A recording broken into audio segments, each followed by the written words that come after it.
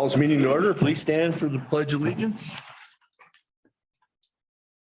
I pledge allegiance To the flag of the United States of America and to the republic for which it stands, one nation, under God, indivisible, with liberty and justice for all. You. Okay. Roll call, please, Lori. Rankin, Here. Haskell, Here. Bristol, Here. Pittsburgh, Haskell, Here. Jeske, Excuse. Feinhardt. Here. We have a quorum. Okay. Everybody had a chance to look at the agenda, the amended agenda? If so, I can get a motion to approve it. So moved. A second it. Motion second. All in favor? Aye. Opposed? Both the minutes from the previous meeting. I think I had a question. Hold on.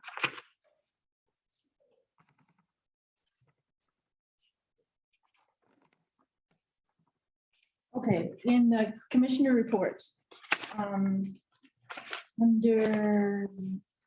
Commissioner Ashburn, it said she spoke with the Homeland Security Director, Jerry Becker, and he recommended, and she would like to be on the county IT committee. Was that, I remember that as the broadband committee. Was it the IT one that looks into our IT function? It's the one that you're on. What, Okay, all right, then it just needs to be changed to broadband. Okay, because that's what I Said read. IT. did I say IT? Apologize. Okay, I amended the agenda to say IT also, because I, oh, okay, Let me see. all right. Okay. Broadband's different, yeah. Okay, thanks. All right, okay, we got a motion to approve it with the corrections. Second. Motion and second. All in favor? I, Aye. Opposed? All right. Anybody have any questions, comments on the communications list? Oh. general public comment. Oh, well, we'll do this first and then we'll go back. All right. Okay, hold on. I read every word in this thing. Must be in a hurry. I'm checking them off before I get there. Okay. Stop. Okay, and the communication. We need to do this. All right, it was on the letter from the city planner. Their plan, their master plan, planning commission. And I'm just, we don't have a planning commission, correct? We do not. Okay, that's all I wanted to ask. Thanks. Okay, we need to take care of the closed session minutes also. And refresh my memory on how we do that. We, You just motion the same. You just don't discuss what's in them. Read them, can I get a motion to approve and the then I need them back. session minutes? I will. Second. Motion, we got a second. All in favor? I, Opposed? Okay, Keith Passon. public comment. Was there one on? Yeah. oh, did you need? How you doing? Good, how are you doing? Good. My name is Roger Hauk. I'm running for the 34th Senate District, which is Gratiot, Isabella, Macasta, Gladwin, Clare, Osceola County, parts of Lake, Bay, Midland, Saginaw, and Clinton County. So I apologize for being so late to get to one of your meetings, but it's been kind of, I've been trying to meet all the other different people. I'm a Beale City boy, grew up in Beale, was raised on a farm. I graduated from Beale. I tried high school, didn't work out for me, so I worked in a factory for 28 years. I've been an hourly employee. I blame my wife for my politics because I was complaining about the township I lived in, how they weren't doing a good job. And she said, well, you can either stop or run. So I ran. And then Kevin Cotter, who was the Speaker of the House, asked me to run for state representative, and I ran for that. And then they redo the districts, and I kind of got lucky because there's no sitting senator in this district right now. Rick Altman was, but he's going more to the west, and the only state elected officials are Jason Wentworth and myself. I was kind of hoping Jason would run so I could beat him. He decided to check it out. I think Jason is done with politics, but I like my district. I think it fits in well. I mean, in the district I have right now, I'm the state representative for the 99th, which is Isabella and Midland County.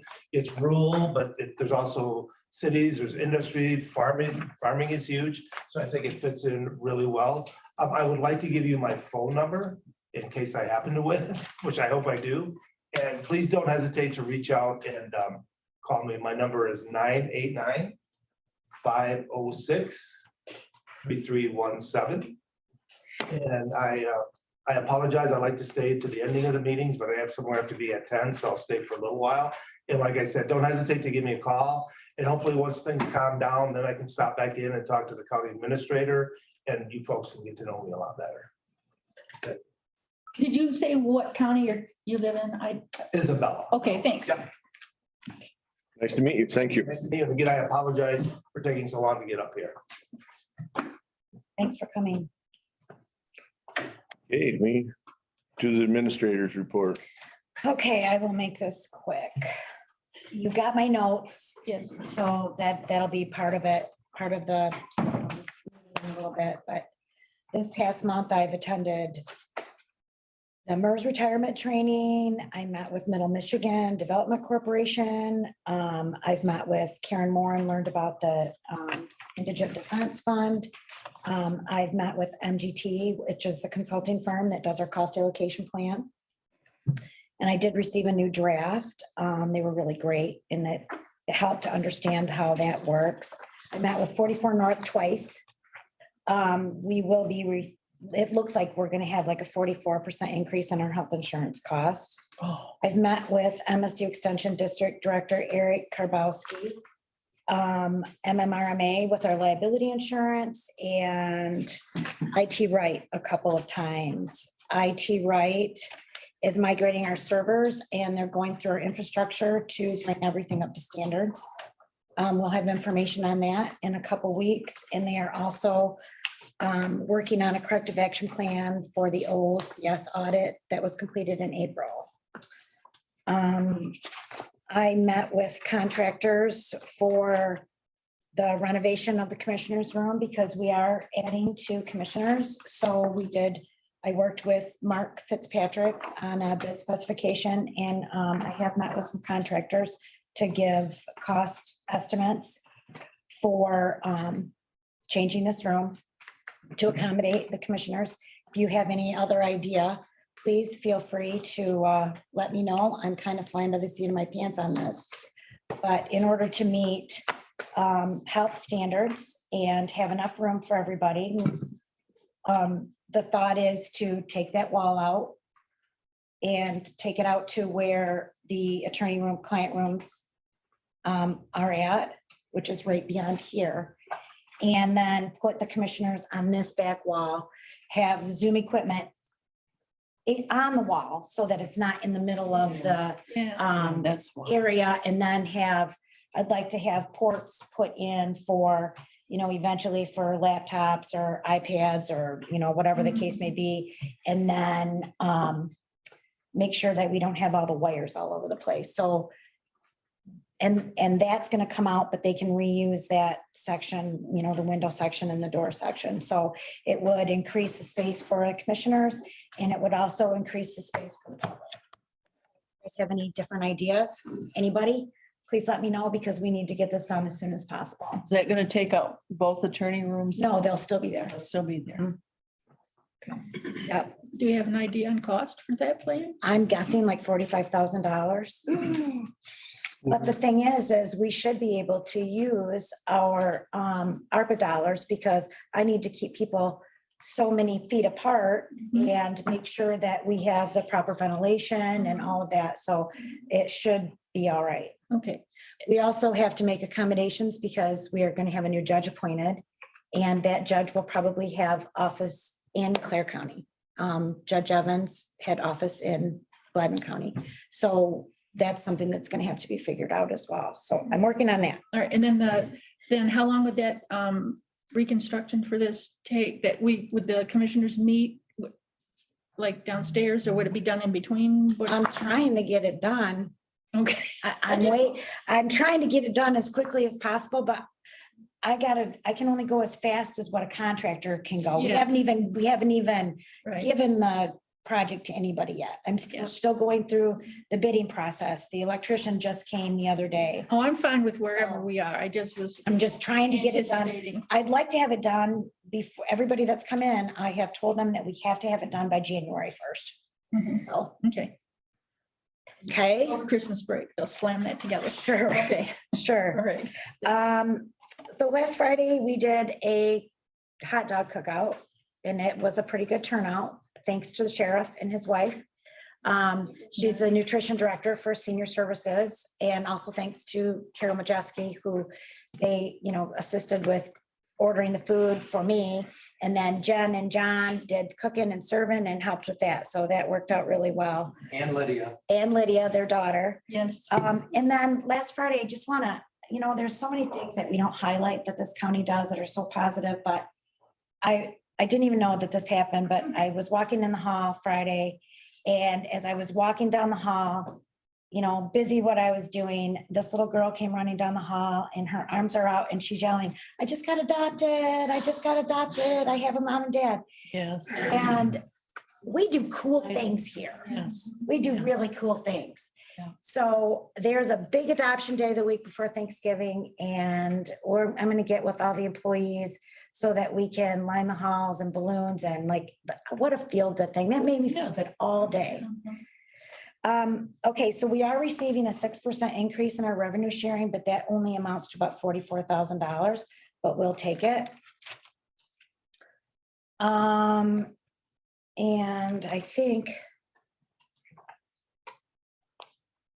Oh, and then there's one other thing I'd like to show you real quick.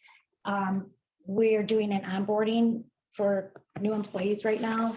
And so Jody put this wonderful onboarding packet together, and I'd like to pass it around so you can see it.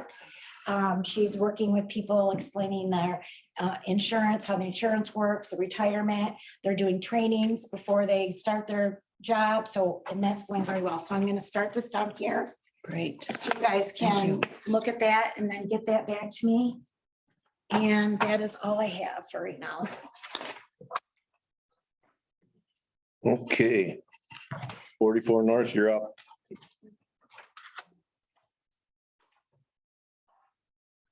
While they're coming up there, this is stuff that I'm passing out to the commissioners with 44 North. It is confidential information. So once you are completed with it, they're done with the presentation, you have to give it back to me, please.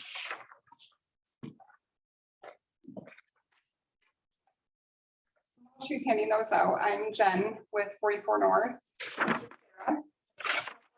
Thanks. We're going to be tracking us your health reimbursement arrangements on the two plans and discuss where we're at.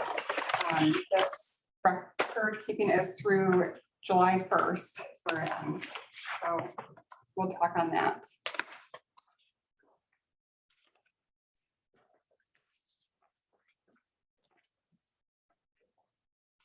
Also be going through your pharmacy spend as well. That's certainly pharmacy costs are the number one rising cost in healthcare. So that's contributing towards that increase that you're essentially looking at here. And then we've also brought a couple of representatives from ASR who manages the medical plan. And we're going to give them some time as well as part of our piece of the. Does everybody have their sheet? I'm replacing this larger one. Okay, so the columns labeled ASR, that is the purchase plan that we went with from ASR directly. And the columns with the 44 North logo, that is what we are reimbursing down to.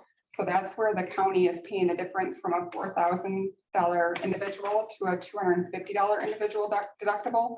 The county is paying that difference, as well as the 30% co-insurance down to $0. And then the office visits, you can see are $35.50, $45.50, and $250 for ER. And those are being reimbursed down to $10, $20, $10, and $75. And if you needed those broken down further, I can go, but I know our time is limited.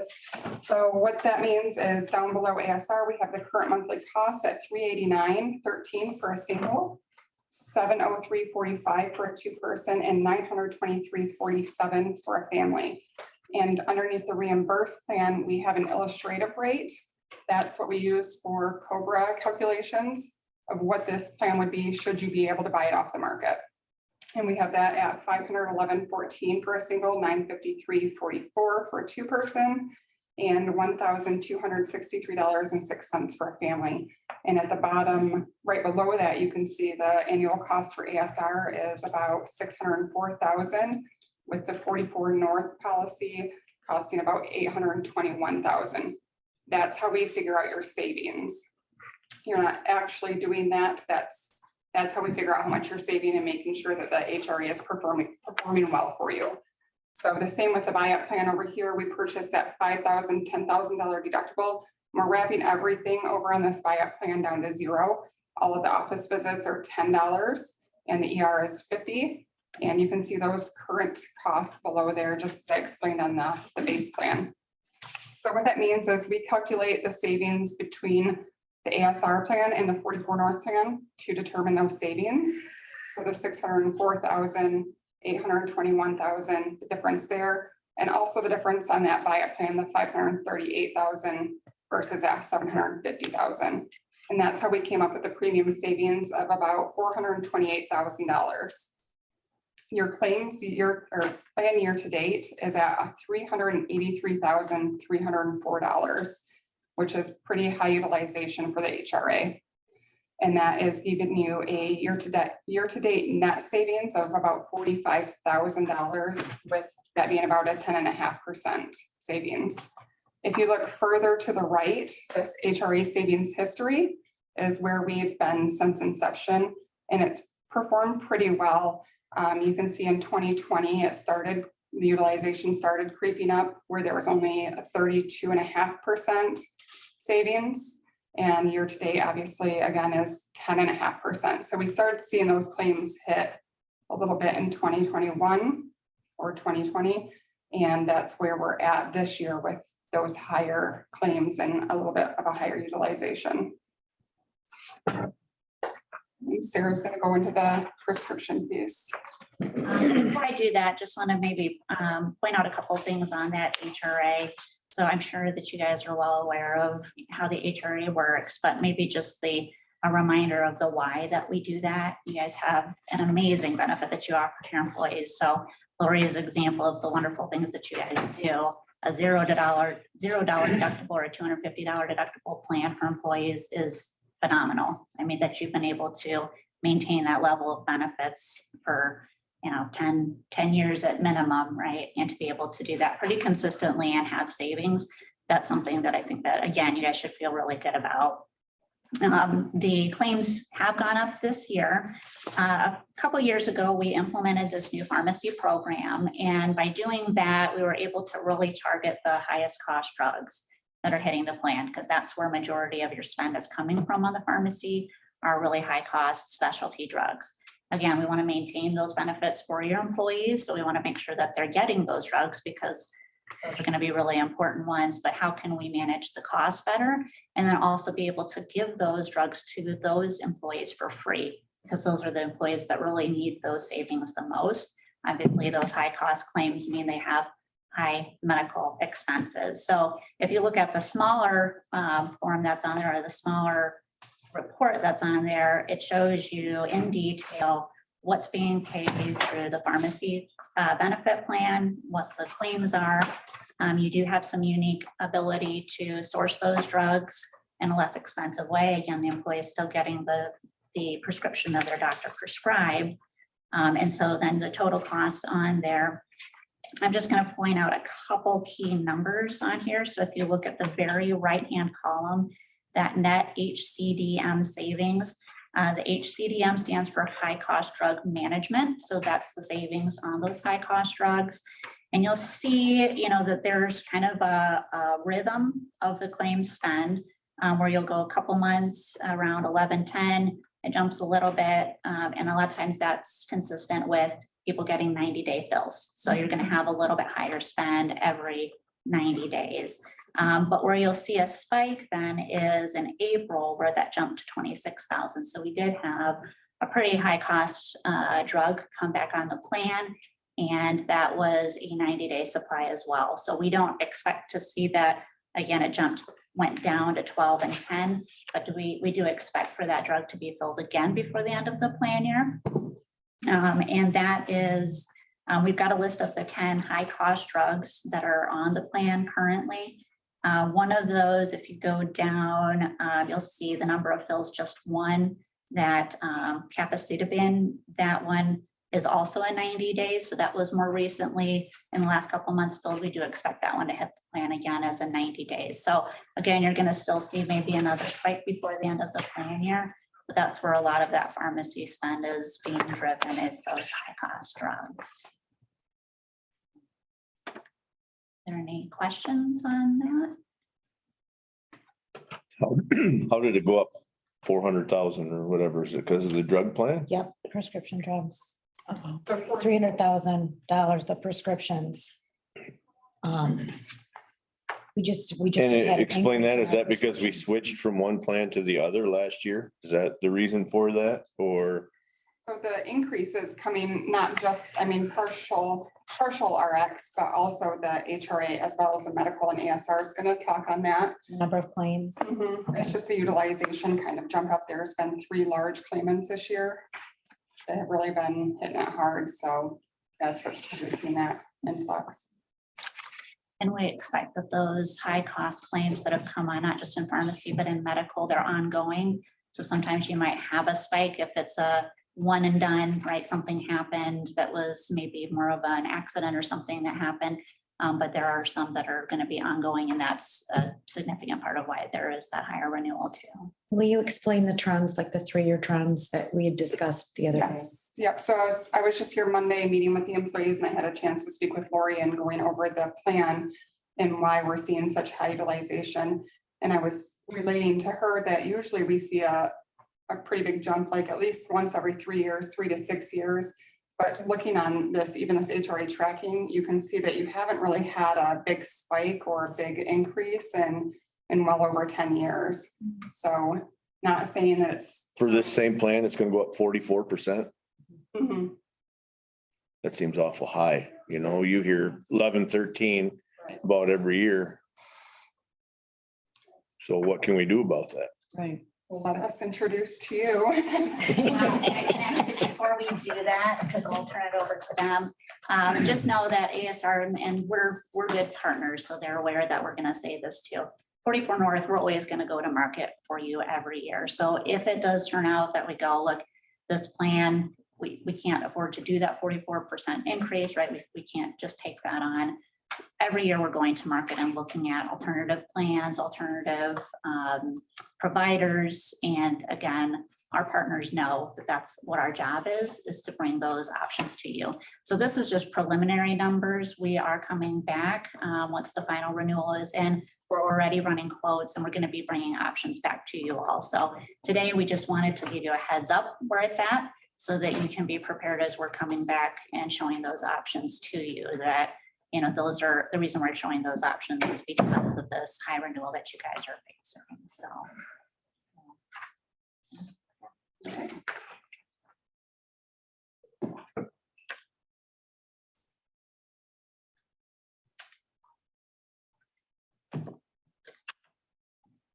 Hello, everyone. How are you? Good morning. Good. How are you? Good. Good. Thank you.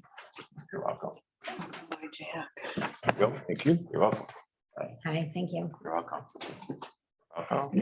Can I get these back, please? You have another one of those for me. Have an additional one for the board packet. Yes.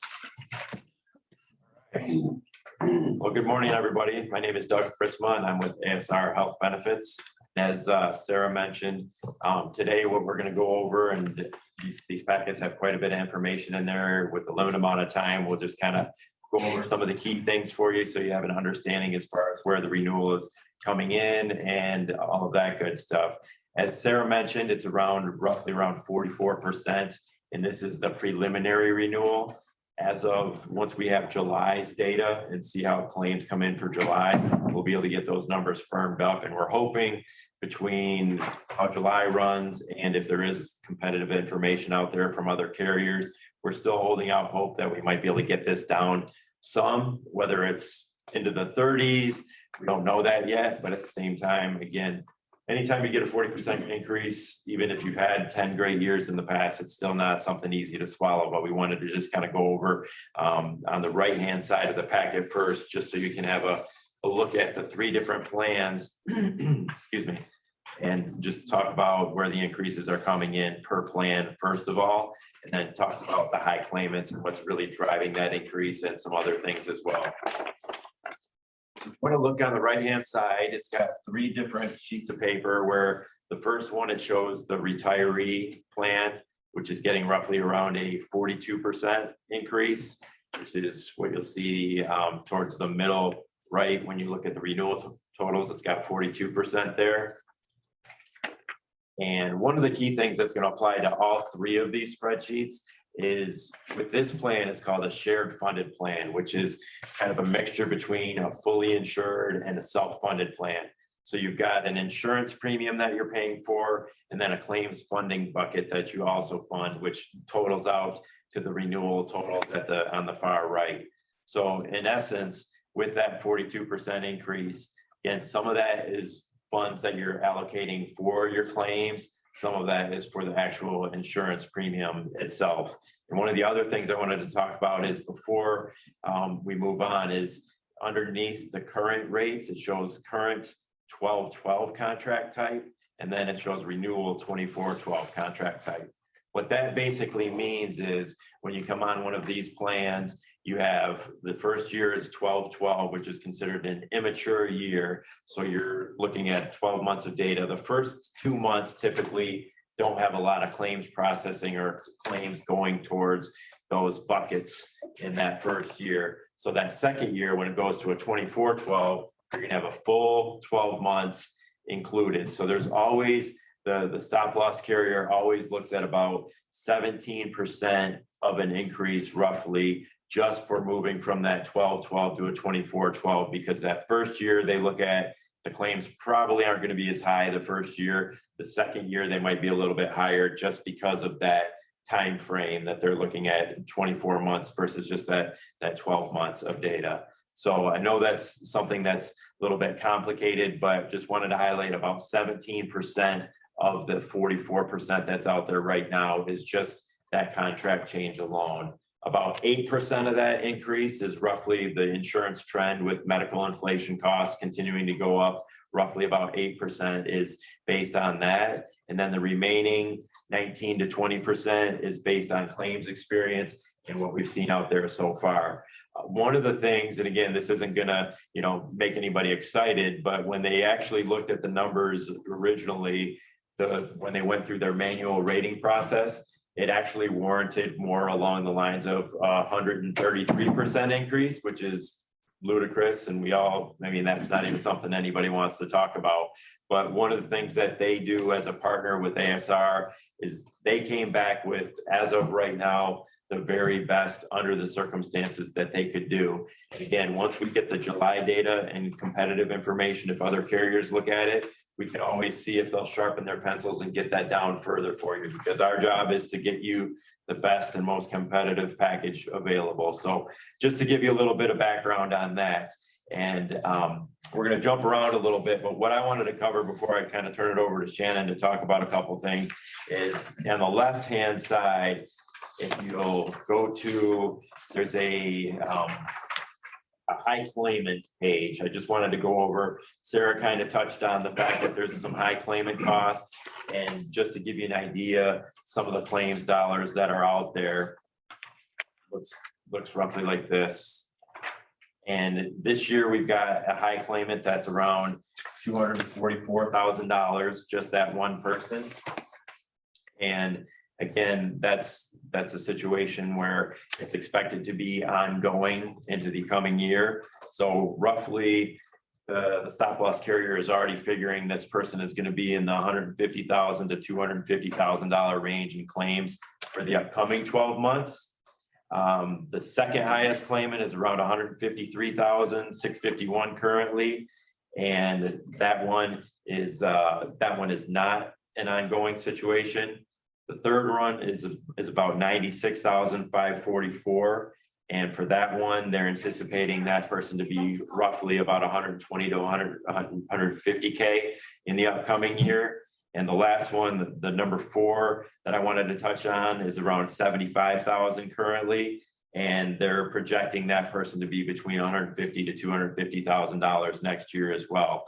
So with those type of high claimants that are considered ongoing, and again, as Sarah mentioned, if it was a situation where they went in for a surgery where they expected it to be, okay, that's going to take care of it, we're not going to see a whole lot of claims going forward, then they wouldn't have to build in that additional 20% amount to expect those claims for next year, just like any other carrier would, whether it's Blue Cross, Priority Health, they're all going to have to factor in for those ongoing situations. So again, we just wanted to give you the idea of what the factors are that's going into that 45%-ish increase at this point, just so you know, it's not just a number that we're hoping to expect to come out with.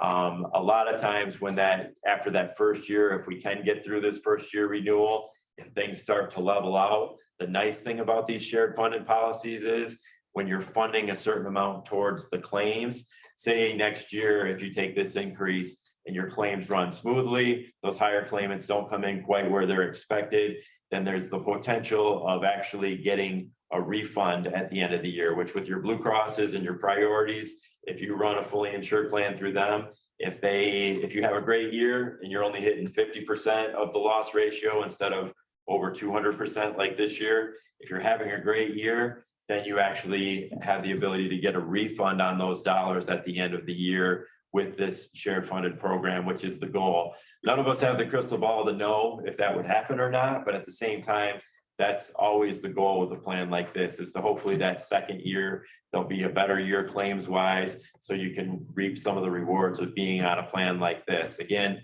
we can't sit here today and say that's going to happen. We don't know if the claims will get better, stay the same, or heaven forbid they are worse. But we want to make sure you're just aware that that's a strong possibility if you have a very good claims year next year versus those fully insured plans. So that's part of the reason, part of the rationale on being on a plan like this. So again, the last thing that I'm going to touch on real briefly before I'm going to let Shannon take over is just to give you an idea on the month-to-month spend. The claims funding bucket, when we went into this year, the underwriters at Pan American, which is the stop loss carrier, they looked at roughly around $46,000 being the expected amount of cost in claims per month. The numbers that we're seeing, and I'll start with December, was around 73,000.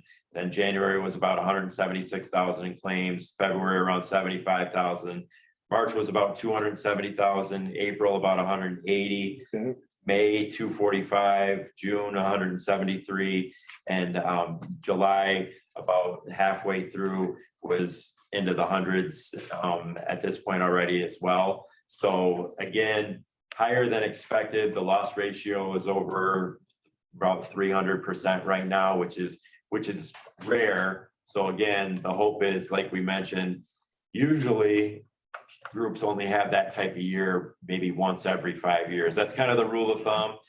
Again, I'd love to sit here and say that's not going to happen again next year, but the rule of thumb is you have a rough year like that every 5 years. And unfortunately, it happened to be this first year that we're joining you. But again, we're going to do whatever we can in this next few weeks as we see the competitive information to hopefully mitigate some of those cost increases as best as possible. Can I say for sure we're going to be able to get them below 44%? I can't, but at the same time, we're going to do the best we can for you to do that, because we obviously understand what that means and what it means to the budget. And again, so just wanted to highlight some of those things. And then Shannon was going to touch on some other things as well. Yep, thank you. Shannon Cooper with ASR. On that, before we move on into some of the markers, on that increase, that 44% that we're talking about, I think it's important to know that more than half of that is allocated towards your claims. And if the ship does turn and we have a better utilization going forward 12 months, if those claims, those dollars that are earmarked for claims aren't used, you do get those back. Those would come back to you. So I think that's important that when we talk about the 44%, more than half of that is right for your own claim. So it's still your dollar. We talked a little bit about large claimants and a large claimant on the prescription side. And that really is the only marker that's driving the increase. When we look at all the other markers and measurements, the plan runs right where we would have expected it, outside of large claimant activity. When I look at the network usage, I see that 97.9% of our claims are in network, which means the employees of the county that are covered and their families, they're going to the right physicians, they're going to the right facilities. 98% are in network. When we look at the average discount as an aggregate, the average discount is 53%, which is right on par with what we would want to see. That's actually on the higher end. So the network's performing well. When we look at measurements of those with chronic conditions or wellness, those with chronic conditions are following the standard protocol. Those who have been identified as diabetic are having their HbA1c test done at a high percentage. When we look at the wellness initiatives of the population, they're having their preventive services based on gender and age. So all the markers are where they should be outside of the overall utilization, specifically with large claimants. And in the packet is that supporting documentation. We don't have the time to go through the 32 pages that document is, but we have reviewed those and we look for red flags. We look to see, are we spending too much on our lab costs? What can we do? That's always the question. What can we do to put in place any cost containment? And if we identified, well, maybe we're spending too much on our MRIs. Well, that's something we can do. We can focus on where we're having our MRIs. But nothing stands out outside of just the overall utilization of large claimants. The network's performing well, and the population is doing what they should do to control cost.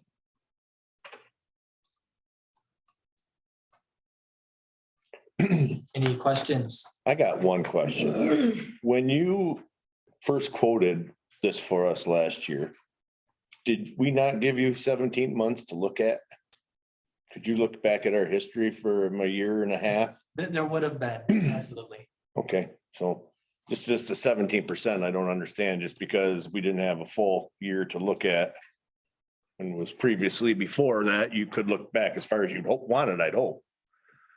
Yeah, I don't know how much data the look back period was, but to your point. I just the 17%, this is just me looking from the outside in. It's like, yeah, we're gonna get your business, but then no matter what, I'm gonna jump at 17% next year because I can use that as a reason. So maybe a little more explanation on that. Yep, absolutely. So there were savings last year to move to this plan, to move from a fully insured plan where the money is given to the insurance carrier and it's gone regardless of how the plan performs. So underwriters looked at the data and said, we believe that going forward for the next 12 months, paying your own way would be the right way to go. On top of that, there are some stop loss measures, and that's the premium side of it. So it is a hybrid plan, and the evaluation was done with having past data. I don't know off the top of my head what the savings were last year. I would imagine they were 6 digits. Around like $250,000. Okay.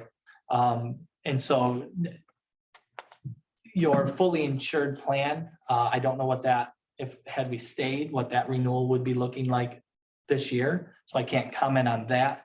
But I do understand that 44 North is bringing those numbers in the near future to see what the market would rate the group as.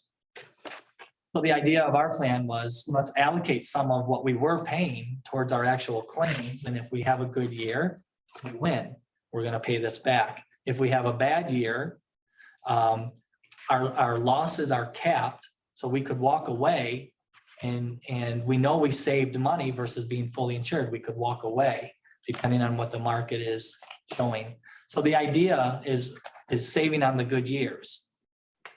Saving on the good years, not losing on the good years. But we will have bad years with some of the utilization, and that will affect us at renewal time. And that's when that's when your partners at 44 North and then all the carriers, not just ASR, that's when we have to go to work and see what the best option is moving forward. There is some unpredictability. To your point, with enough data, actuaries and underwriters do have a pretty good idea of what the claim should look like over a longer period of time, but there are going to be annual spikes and valleys. And this is an annual spike. I'm a little confused about, you were talking a little earlier that half the increase goes towards our claims to cover the claims. So we've got a 44% increase. So half of that 44%, 22% to cover the claims that rise in the claims. So why are we getting another 22% increase? How do you calculate that price accelerator to that? I mean, where do you come up with the extra 22%? Yep. So the numbers stated it would be higher, but where that's coming from is as we fund our own claims, we still want to buy stop loss coverage. And that's really where that additional 22%, 20% is coming from. The stop loss carrier. So even though we're taking half of the increase and putting it in an area where it can potentially come back to you in the form of claims not being used, claims dollars not being used. We also are faced with the reality that stop loss coverage that we do have in place, they lost money. The premium that you paid, your claims far exceeded the premium. And so it's their rating, it's the stop loss coverage rating that that is making up that balance. From an administrative service, very nominal, maybe $1 per employee per month. Correct me if I'm wrong on the admin side. No, it's staying the same. It's that first bucket on the renewal. You can see the service fee. It's the insurance premium on a partner that's lost money so far. And I think you might be getting at as well, that 12-12 to the 24-12, that contract change, that 17%, and that's what you might be speaking of there. So as far as that goes, that's with this type of plan. In the first year, the 12-12 contract is looked at, we're going to have much less claims because usually there's a lag period where the first month and a half or so of that first year, the carrier doesn't even have those expenses. So they base it more on 10 months of experience, basically. So now that we're in year 2, it's going to be a full, going to that 24-12. Now they're looking at a full 12 months of claims. So that piece, just that adjustment alone is that 17% that you're speaking of. It's just automatically that first year. So going forward, that's no more. So if we do find a way to renew this and we get this in a spot where it's something that we're able to get ASR and keep them as a carrier for next year, you won't have that 17%, that 12-12 to a 24-12 transition is not going to occur in years beyond this year. It's just the first year where it goes to that mature contract from the immature. So I think that, and again, so that was roughly around 17%. That's what the stop loss carrier told us. And then the other 6 to 8%, that's not purely claims related. That's just medical trend that they apply to any group because the claims costs, the medical costs continue to inflate, as we all know, unfortunately. And so that 6 to 8% is included in there as well. And as Shannon said, then beyond that, that's when it's all the claims experience in addition to that, because just to give you an idea right now, rough terms, you're roughly around almost $900,000 higher than expected in those claims, in that claims funding. So the nice thing about this plan in year one is there's no reconciliation on the reverse side. Like if you do great, you're gonna get that refund, but there's no, hey, you went way over, you owe us $900,000, because that's not what we expected. The stop loss carrier completely eats that. So that $900,000 that went over, that's not something that the county is going to be responsible for. And that's the nice thing, to have that stop loss protection in place for, regardless of where they expected it to come in. They're not going to penalize you and come back looking for that $900,000. That's why we went up 22%, the extra Correct. 22% also. Exactly, you got it. You understand, they can't stay in business by losing money constantly, but Right, exactly. I guess this is all good information because this isn't really how it was presented to us originally. So, or maybe we just didn't understand it, one of the two, but Yep, and sometimes Good information. upfront, and I always say, and Shannon, the same thing, if we weren't in that first meeting, I don't know exactly how it was communicated or how in depth that piece of it went from the 12-12 to 24-12 perspective, but that's what we want to make sure that you understand that piece of it as well. Could it have been more highlighted in the upfront? I'm not sure how that all played out, but we're here today to make By far. sure you understand. Exactly. And, appreciate you guys asking the questions, because we don't want to, Your sugarcoat anything. inflation accelerator, where's that number driven from? Where are you getting that number from? From the stop loss carrier actuaries. So on your inflation accelerator, most contracts I deal with, they got a cap on it. Is there a cap on that, or is that just endless? I don't know if there's a cap on it, but if they're setting medical trend in single digits right now, I think that's a little dated. It's probably higher than that.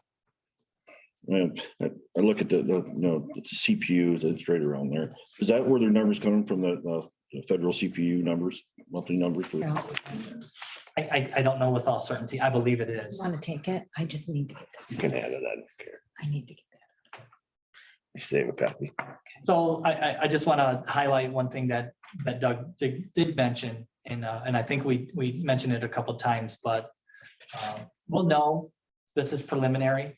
So we'll know what the market is offering. And the whole idea is if this type of model, even going from a immature to a mature, from a 12-12 to a 24-12, I mean, really the bulk of the increase is coming from the utilization. Right? It's not coming from that maturity factor. Okay. So the reality is what's the market going to show us? And the idea is if this kind of shared funded design is competitive with that fully insured market, well, that fully insured market, you don't have an opportunity to get money back. Under this plan, you do. So we're hoping this is, even though it is a shocking figure, if it is what the market is calling for, if that is our reality, by looking at that claims funding bucket, that there is a potential for claims to come back when you do have the good years. And that's really the big difference when you're evaluating the options that 44 North is going to bring to you.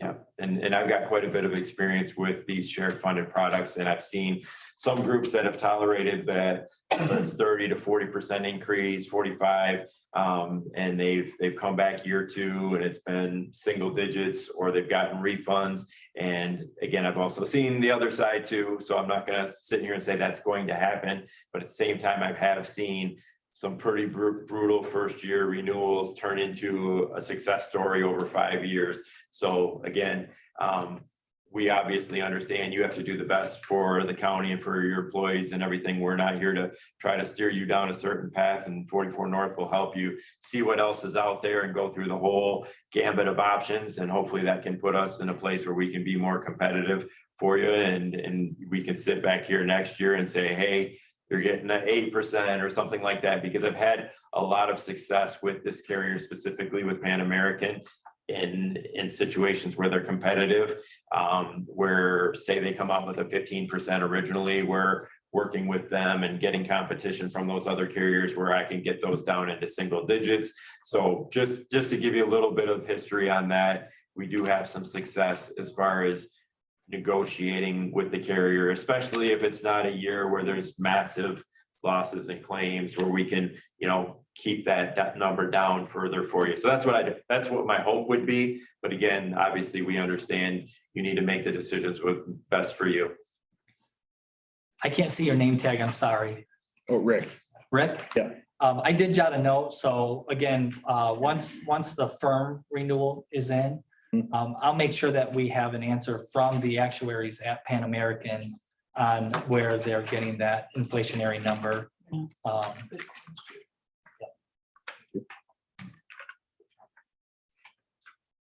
Thanks, guys. You're welcome. Thank you for your time. You guys can keep your packets. There's one thing in there that I'd like to take out of it. This form right here should have some confidential. Yep, I just need, Last four people's. yeah, it has the last four digits of the social security numbers on it. Need to. Thank you.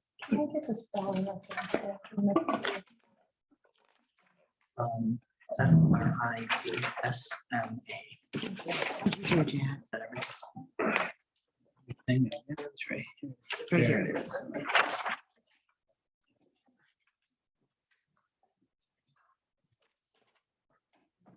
Okay. Extra chairs in here.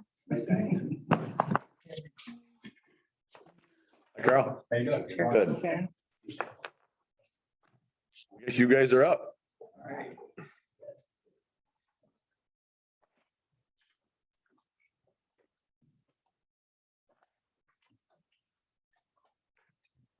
Morning. How you doing? Good.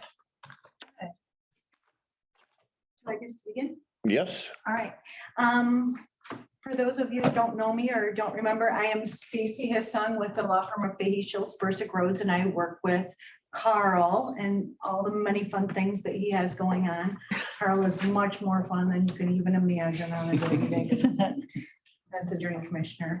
And so in addition to being the drain commissioner and having jurisdiction over county and intercounty drains, the drain office also serves as the county's delegated authority for inland lakes that have an established lake level.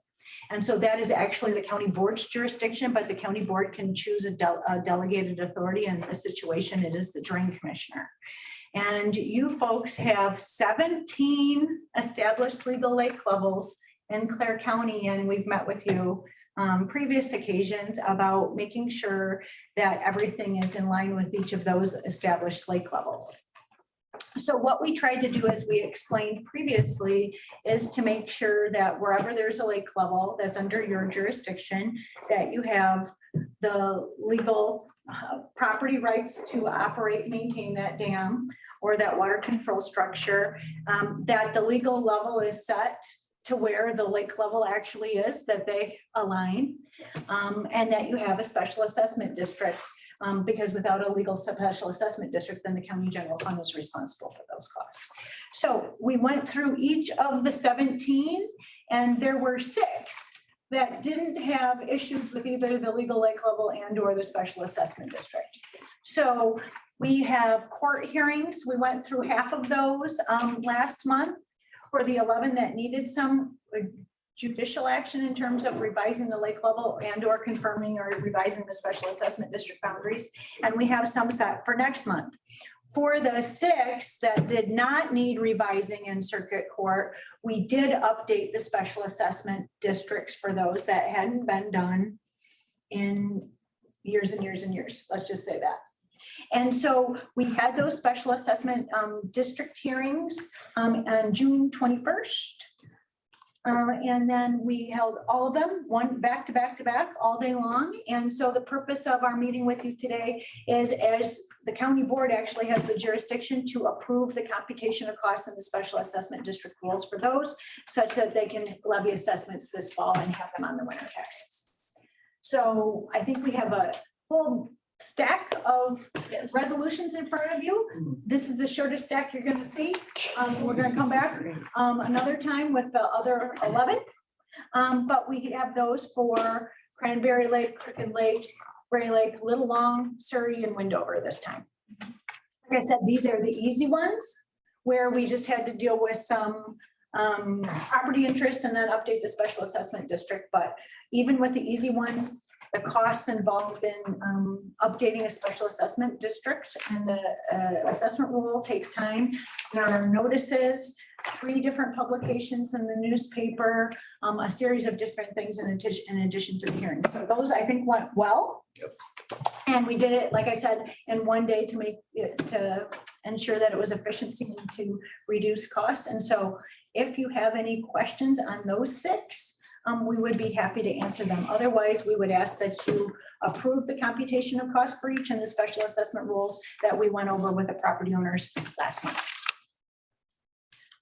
What goes into redoing the special assessment district? Great question. So over a period of time, first of all, the court sets the boundaries of the special assessment district, basically what properties are in and what properties are out. With these, we found the boundaries to be accurate. And so there was a series of different things we had to look at to update these. One is obviously changes in ownership, but there's also what we would call combos and splits that took place that required revisions to the special assessment rule. If 2 parcels were combined or split, that all had to be updated, which had not been updated for some time. And also, not all parcels are assessed the same amount. We look at people with deeded access versus front lot owners or the closest to the lake, and there was a different assessment methodology for each. So that needed to be researched in terms of what plats or subdivisions, as an example, had legal access to the lake.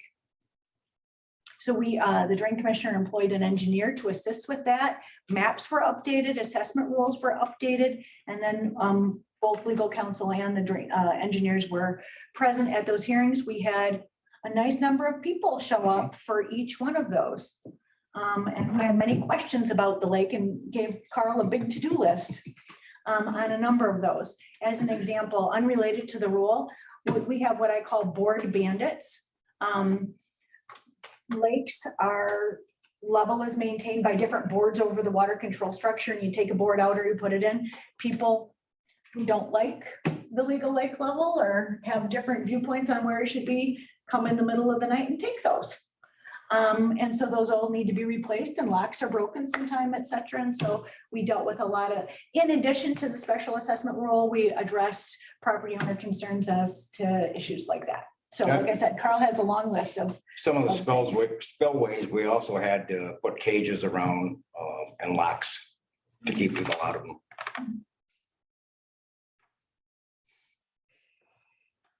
Would people have to vote on this, or did? No, so this is county board jurisdiction. These have already become established lake levels. All of the lake levels that we're dealing with this month and then in the next couple of months with you have already went through that process.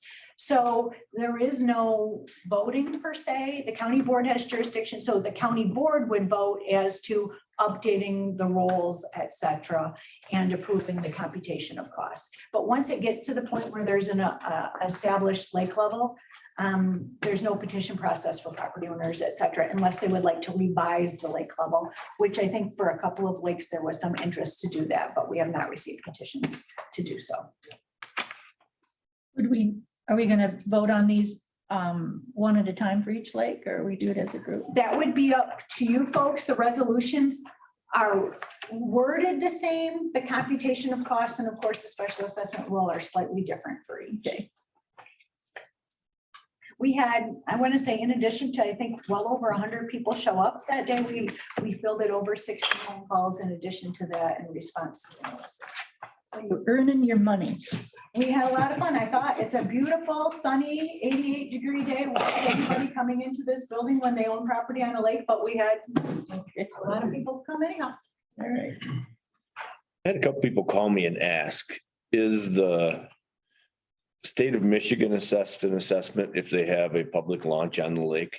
If it's the DNR, yes, they are, and they would be assessed, like if you owned a lot on the lake and you were the DNR next with a public boat launch, the DNR would be assessed more because of that acts of that public boat launch than a regular property owner.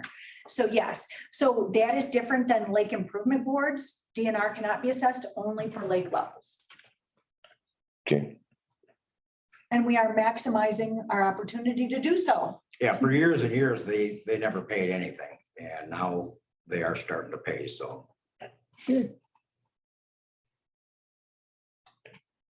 I've got no more questions on these 6. I do have some questions that have been brought to me by some other people. Is it time to field those now, or should we wait till we're done? As best as we, you can go through the resolutions now or whatever you wish. I just got one question. Now, as you're charging lakefront owners, Mhm. and do you, let's say this person's lot is 80 foot, this person's lot is 60. Mhm. Are they charge the same price? Yes.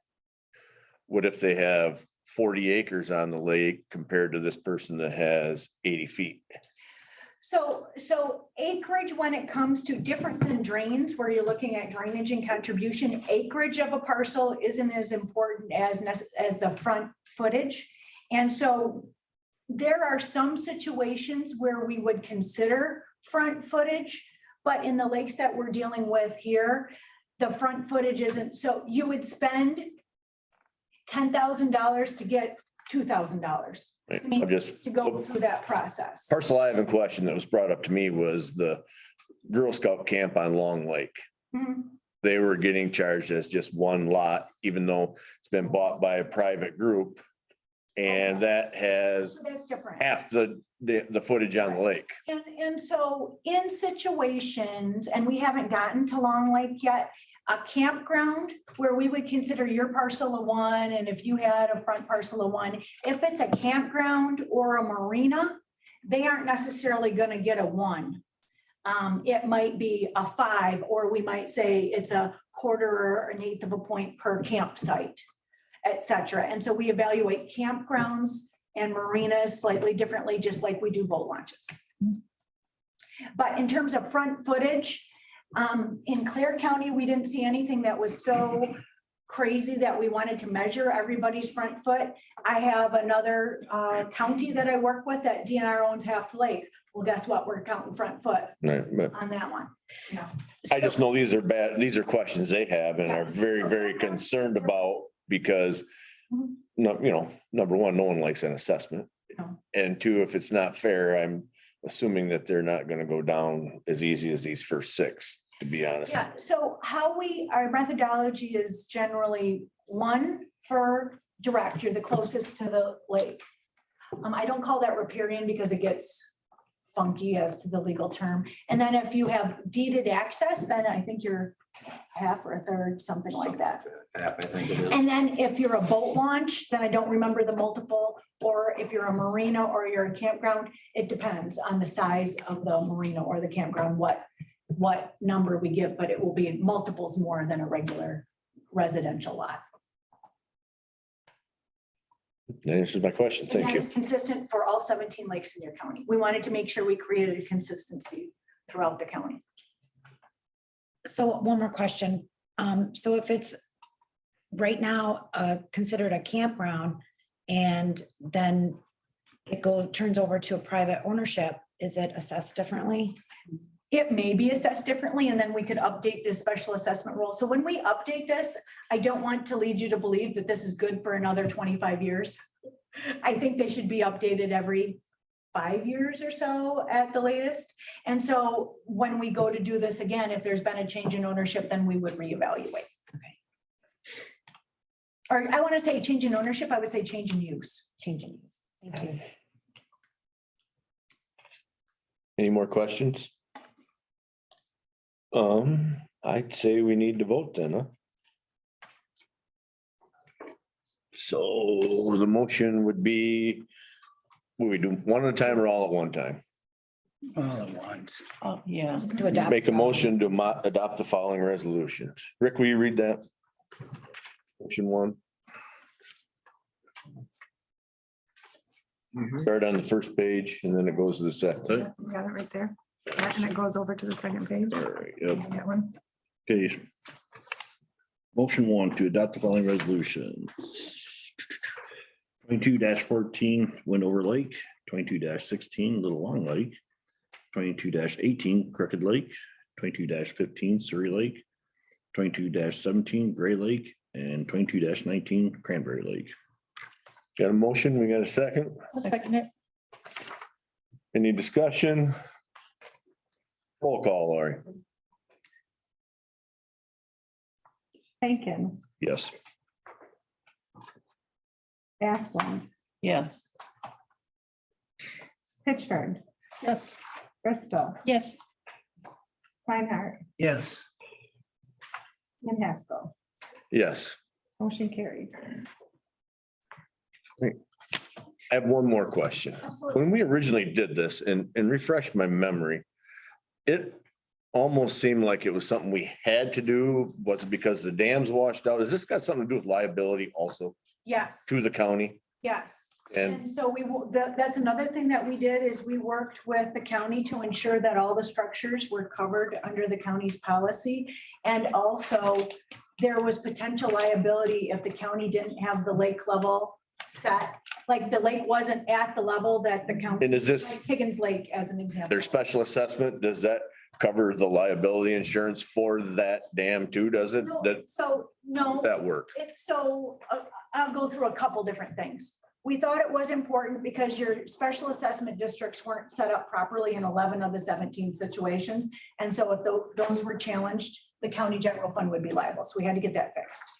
Two, insurance, we wanted to make sure that was covered correctly. My understanding is your insurance didn't give a specific number for each of the water control structures, but they are covered.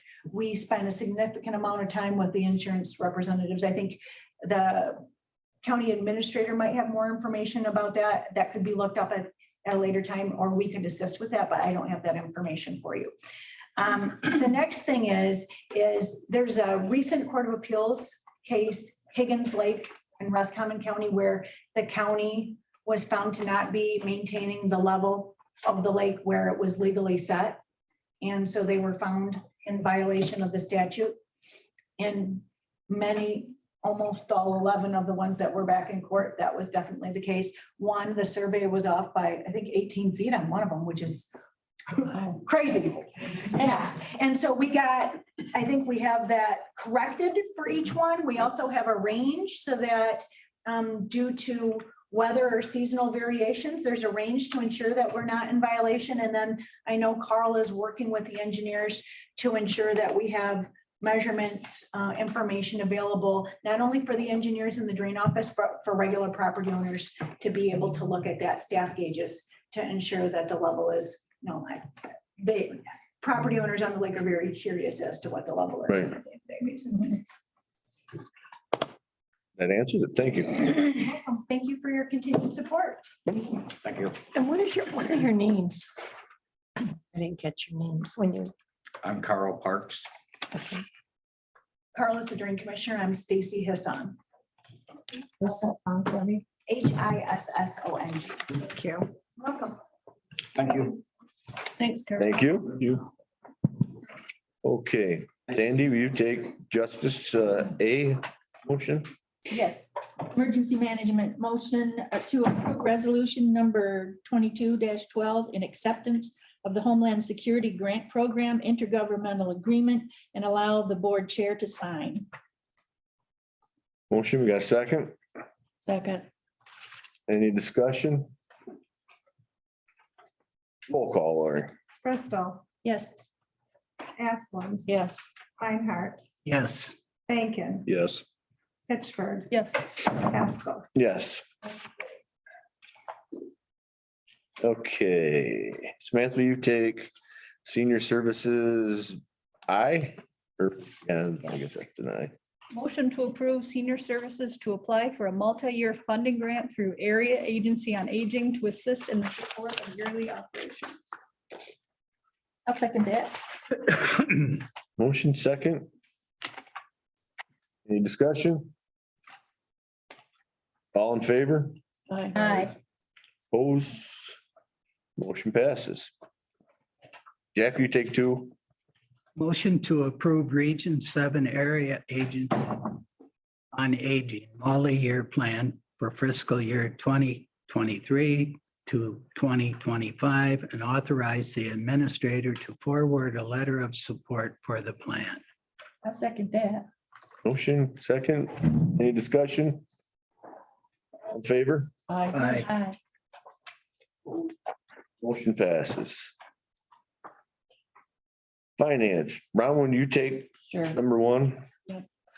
Motion to approve statutory finance committee meeting minutes of June 13th, 2022 in the amount of $109,491.60. The meeting minutes of June 27th, 2022 in the amount of $111,327. And the meeting minutes of July 11th in the amount of $268,403.07. Roll call, please, Lori. You want a second? Oh, yeah, maybe. Second, Thank you. Asplund, Yes. Bacon, yes. Bristol, Yes. Pittsburgh, Yes. Meinhardt, Yes. Haskell, Yes. motion carried. Rick, you take B. Sure will. Monthly expenditures. To approve the expenditures for the month of June 2022, amount of $3,498,736.07 with the general fund expenditure totaling $1,043,940. I'll second that. Motion, we got a second. Roll call, please, Lori. Bacon, Yes. Bristol. Yes. Asplund, Yes. Yeah. Meinhardt, Yes. Pittsburgh, Yes. Haskell. Yes. Motion carried. Budget adjustment. Sandy, you take that one? Sure. Motion to approve budget adjustments 22-114, 22-118, 22-121, 22-122, 22-124, 22-127, 22-128, 22-133, 22-134, 22-135, and 22-138 in the amount of $7,000, $8,000, $117,722.75, $18,209.41, $132,203, $5,048. Yes, thank you. $5,084.91, $4,681.77, $8,000, $8,500, $12,000, and $7,300 to be distributed. You're welcome. Motion, we got a second. Second, Roll call, please, Lori. Bristol, Yes. Bacon, yes. Meinhardt, Yes. Asplund, Yes. Pittsburgh. Yes. Haskell, Yes. motion carried. Okay. Mears delegate. Each year, the Board of Commissioners must appoint a delegate to represent the county as the employer. Employees already voted on the delegate to go for the voting purposes. I have enclosed a list, which is the very back of the back packet, a list of candidates for you to choose. And you must appoint a delegate and an alternate to go to the MERS conference. I am going to go. I mean, you don't have to appoint me, but I am going to go. Okay. And Tracy used to do that. She was our delegate. So Yes. Ray could be our delegate. Yeah, if you want. Yeah, I would you assume- have to appoint.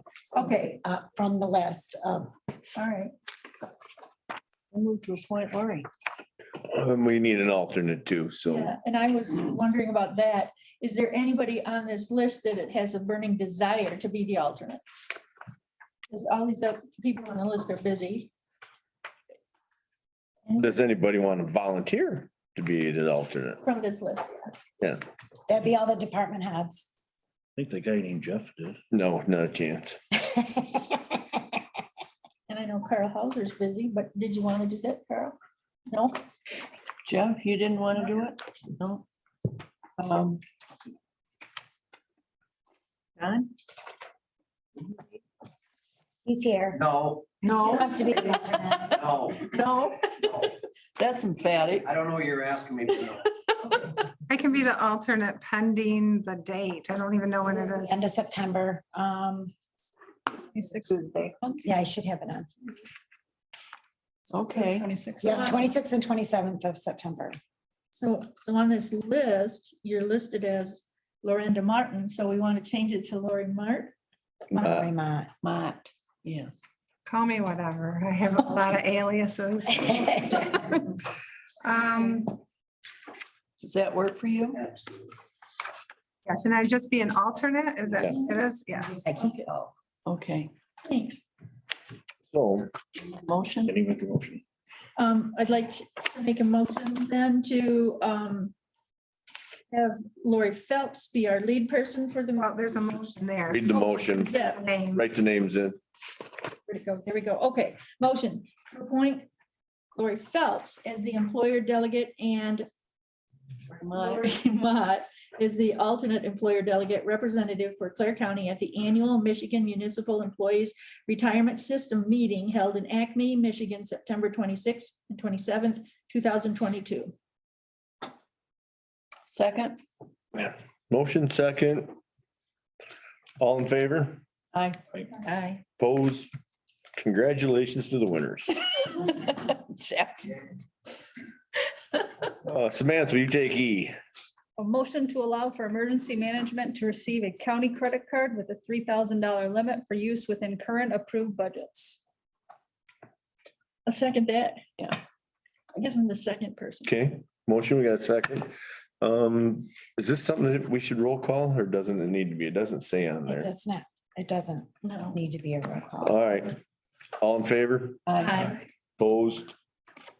Okay, Yay, thank you. That helps, huh, Lori? Yes. okay. I guess we're to the clerk's report. I'm going to keep it short.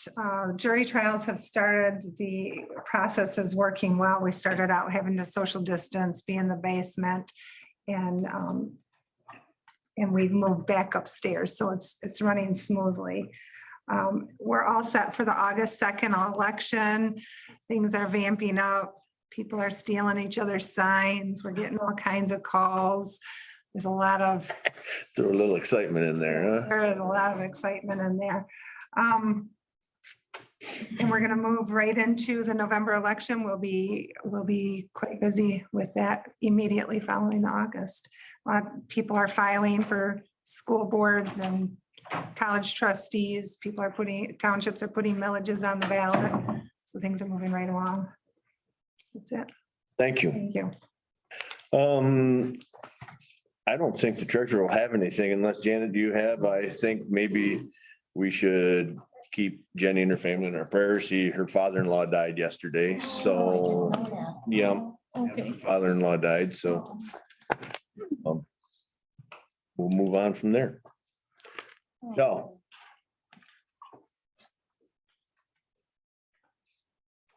Morning, how's everybody? good yourself? Doing well. Good. So to update you, we have 1,040 open cases. That includes our adult criminal, juvenile, child support cases. I don't believe I've included the PPO in those numbers.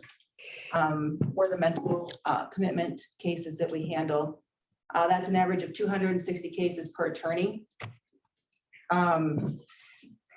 Fair Week is coming up. We have a booth again under the grandstand where we man it during the week. And we hand out all kinds of, fun and uplifting literature on, domestic violence, sexual assault, stalking. We hand out candy. And because I am a fair sponsor, we do, I get tickets for the grandstand events. And so we do raffle those off.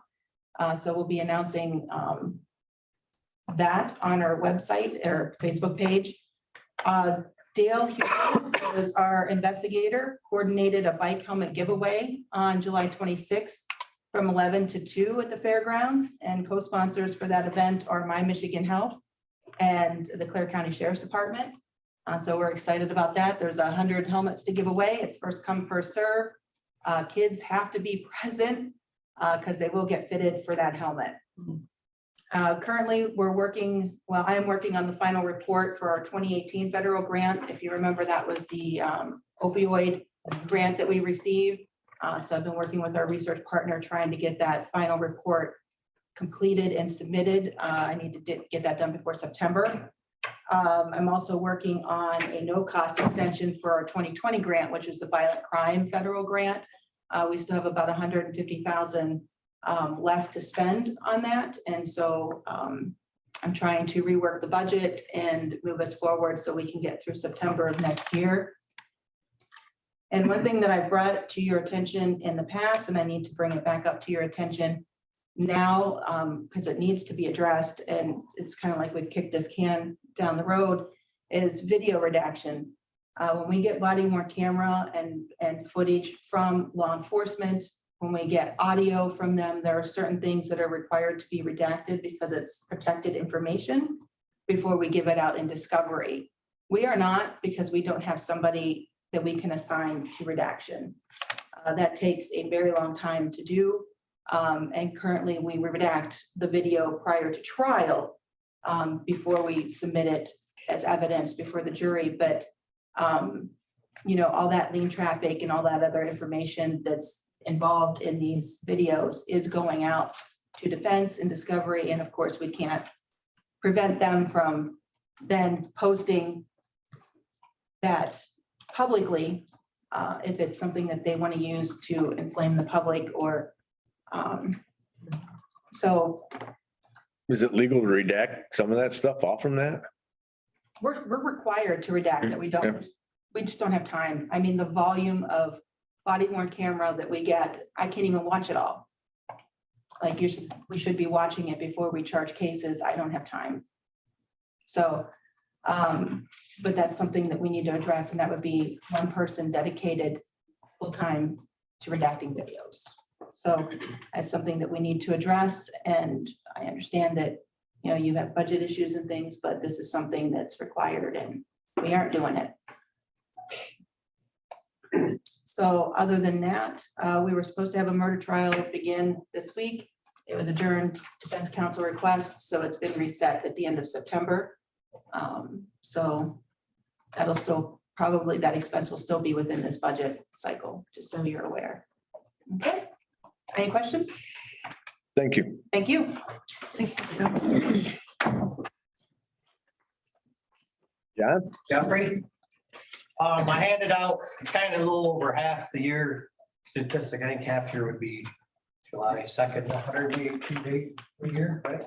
Unless it's leap year, then it's 184, right, Lori? So to date, as of yesterday, our central dispatch has loaded 18,991 incidences. And I broke it down there. You can go through it, look at it. It's pretty self-explanatory of the ones that we handle. And if you flip over to the back page, it shows percentage of that we handle about 62% of all the calls. My office does. And it breaks it down by the other police, DNR, Michigan State Police, Fire Department, Road Commission, Motor Carrier, Ambulance, and Animal Control. And in fairness, it's not all of her incidences. That went up because I told them when they go out on something, they need to call in so we can load an incident, so we know where they're at and we can document it. So that's gone up there, but I think we still missed some things that come in here. We did 924 last year.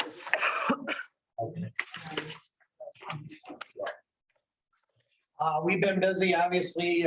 My lieutenants, my under sheriff, myself have all been handling complaints. I was in Farwell at a ball game a couple weeks ago and got blindsided and punched in the side of the head by a lady that needed to go to the hospital. Mental health, that's not come to your point there, Michelle. I took care of it. Right now, we have 160 people in-house, 92 are local. Of the 92, only 27 of them are sentenced. And that falls back, it's still dragging on since COVID. I think that's a fair statement, Michelle. Yes. Because we haven't got them to trial or whatever. So again, only 27 out of my 92 locals are sentenced. I have 56 feds right now, 5 diverted felons, 1 temporary hold, 2 MDOCs. Of that number, 138 are males, 22 are females. That's what they're booked in as. You're allowed to do that? Huh? Nothing. We're probably in, I've been talking to Lori, we're gonna be well over 300,000 above the million we said we'd bring in the jail this year. So that's good news. I know you just got hammered by healthcare. Who has been? Any questions on those stats, just get a hold of me. I mean, I could go through them all, but I'm not gonna take up 2 hours of doing it. And the news people here, if you want to do more in depth on the numbers that I handed out, get a hold of me. So, all right. Thank you, John. Questions? Thanks. Thanks. Okay. My report. And Laura, you can talk to me on this, but we do owe an extra $7,000 to the health department. Yes. By the way they did their calculations. Yes. And even though the population in Clare County dropped over that 3-year period, our taxable value went up that much. So that's the explanation behind that. And as of last month, cases in Clare County were averaging about 49 cases of COVID a week. And I think that's on the rise now. So I suspect, I don't know if any regulations or whatever precautions, mask, that's gonna be reinstated or not, but I hope not, but it's getting close. So, that I would like to talk about the IT committee. Is that something that you wanted to be on, or was it the broadband? Well, do we have two? Yes, I'm thinking that we should dissolve the IT committee because basically right now we're hiring someone to run our IT. I feel there's no reason to have that. Yeah, the broad. So, and if there's any issues, IT right should get with Lori and see if she has any problems, bring it to us. And that's probably, I think, how protocol should work. If we hear any complaints, then maybe we can address it, but I don't feel we need to meet as a committee now. I agree, but broadband, because of my appointment by the National Association of Counties, I would like to be on that committee. That's, I can, is that's fine. that okay, Sandy? We had a meeting yesterday. Well, yeah, and I was at your Jerry showed the, and I was at the Northern Michigan Association of Counties meeting, which she was there in person, Marilyn was. So I saw it anyway. New business C, do we need to make a motion to put Brownwood on the broadband committee? Or do we need to adopt that, or is that just fine that she's on it? You appoint the other committee. Just appoint them. Okay. So- Appointed. So we need to, yeah, you're appointed. Okay, thank you. Yeah, there's enough going on. On new business, we can take C off there Great. because there is no IT committee anymore, as long as everybody's fine with that. Okay. Other than that, that's all I got. Sounds good. Dale is absent. Rick, I have nothing. Sandy, My townships are getting ready for the elections. They're still working on road projects, hazard mitigation.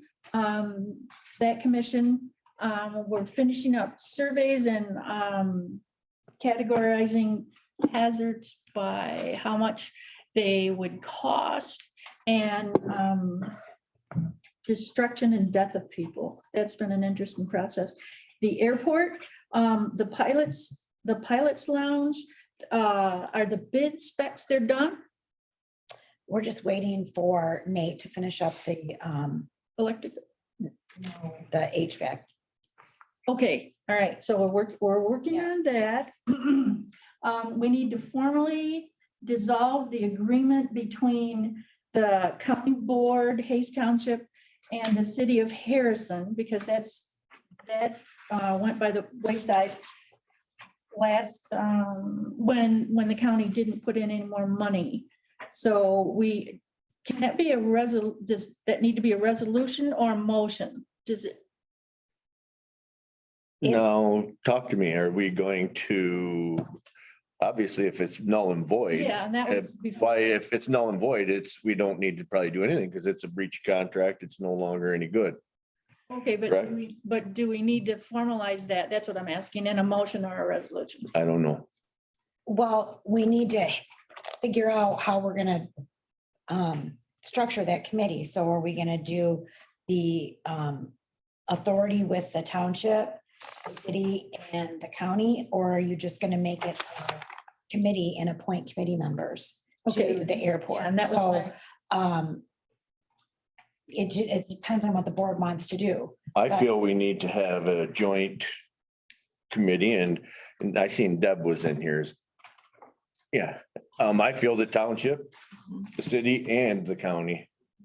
And as talking to you, if having 3 entities on it really help for grant writing. It is actually does. If Number you have one. collaboration, it does help with points for grants. 2, it's kind of in those 3 entities' interests. Yeah.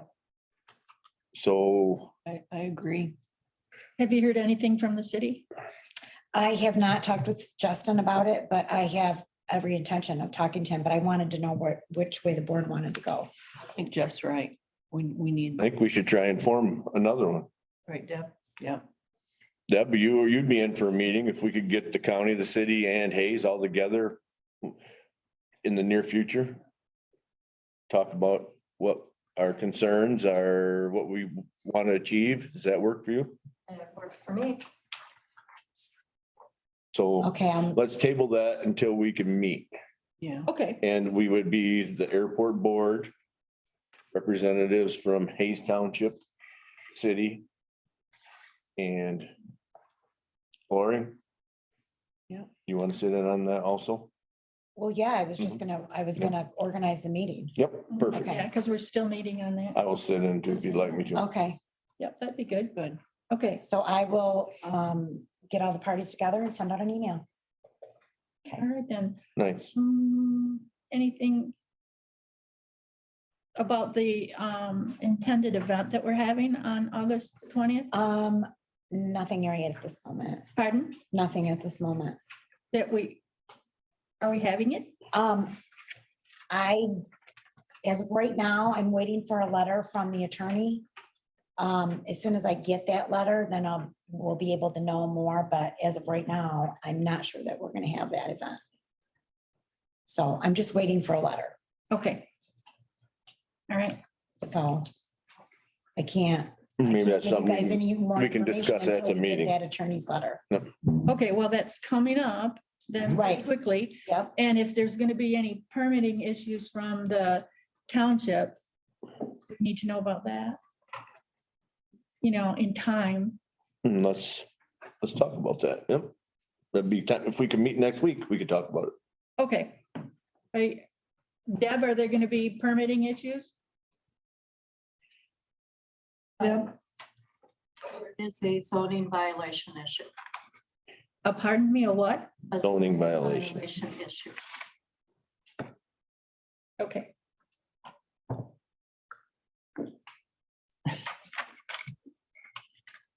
That's what I want to know, if there's gonna be some formal problem.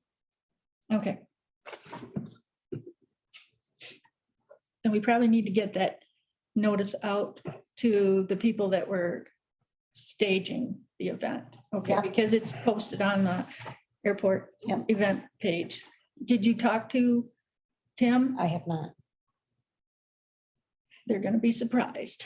Well, I've been waiting for a letter from the attorney, so Okay, I'm doing everything that I can. yeah, okay. Does Tim know we're waiting on a letter? Tim and. I have not talked with him, no. Okay, Does anybody talk to the fairgrounds if you can't just move it there? Lori and I have been talking about it. So the, moving it to the, Trying to resolve everything. but, she and I have met, Deb and I have met, Deb and I and May have met. We're trying to work through this. mhm, So all right. So is there any possibility of moving it to another place besides the airport, like a farm field outside of Hayes Township? Would that be an issue then? That would be for the township to say. I can tell you this, if a private organization or individual is planning an event, the county cannot insure the event. The Mhm, county cannot take on the liability of that event. Mhm. So it's not a county, it's not considered a county event mhm. at this moment. So Okay, we can't. okay, but if the county sponsored it, themselves? Can we use it on the airport? Let's That, talk about that at the next meeting. Yeah. Them are all good I think questions that that's good. we need to sit down and discuss sooner than later. Okay, good.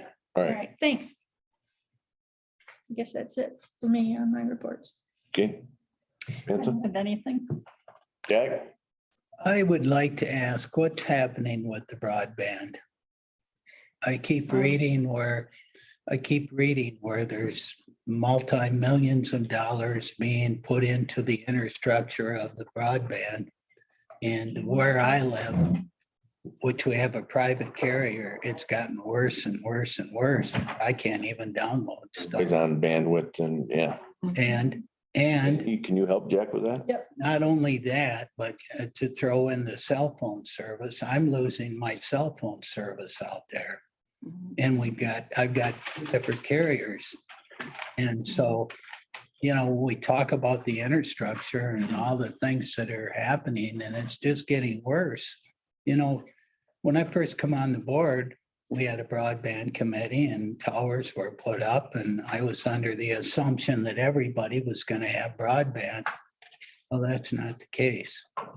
We saw a map yesterday during the broadband committee, and there was a big presentation by Comcast. And these different companies that are coming in, and bidding for places to come into the county, all right? Once a company has said they're in that area, then another company can't come in and take over that area. So on the county map, the village and the cities, they have, local businesses that come in, and those people are easy to set up the infrastructure for. And so those are taken care of. But the big problem comes in the rural areas, okay? Like there's a company, I can't remember which one, that's going to come into Franklin Township, and I'm talking about that because that's where I live, but it's only on a west side of it. And like the other half of the township where I live, IPS has it. And so, and I can't use IPS because I live in the middle of trees. So like areas like that, especially in the northern tier of townships, they're stuck. They're stuck waiting for those companies to actually come in. And then down the east side of the county where you live, okay, IPS is in there, and that's probably the lowest quality internet that we have, and nobody else can come in there, okay, because it's not doesn't make a profit for those companies because we're all spread out, and there's a lot of Amish over there, and we're just spread way out. So the east side of the county it's going to be a long time. And these companies are all excited about federal funds that have been allocated and state funds and stuff. But long story short, the rural areas of Clare County, it's going to be a while, and it's very frustrating. the problem with the grants is that the county has to match so much. Yes. So, and if you get these grants and then you get the broadband out to everybody, you have to keep them at a certain bandwidth level. Mhm. And if you don't keep them at that level, then the county who got the grants is responsible for paying all that money back. And So that is an issue for rural communities. yes, and like the money that they're asking is more than the budget for the whole county. They want millions of dollars, millions. You have to Are manage those- over $10 million. Are those companies coming in? Are they cable? No, So because they can't put cable out to the, they're on towers? and some want to do the Fiber. yeah, the fiber, and that's Well, over $1 million. that's not going to happen. Right. And it looks like nothing's going to happen to help the people out in my area. Yeah, and up in a Can't long get time. internet service. Seniors are- I don't care what company you buy, that comes down through there, the service, it'll freeze up on you. That's why I've asked for a paper copy. I can't download, what Yeah. you're sending. Yeah. It'll freeze up or just disappear, and you gotta start over.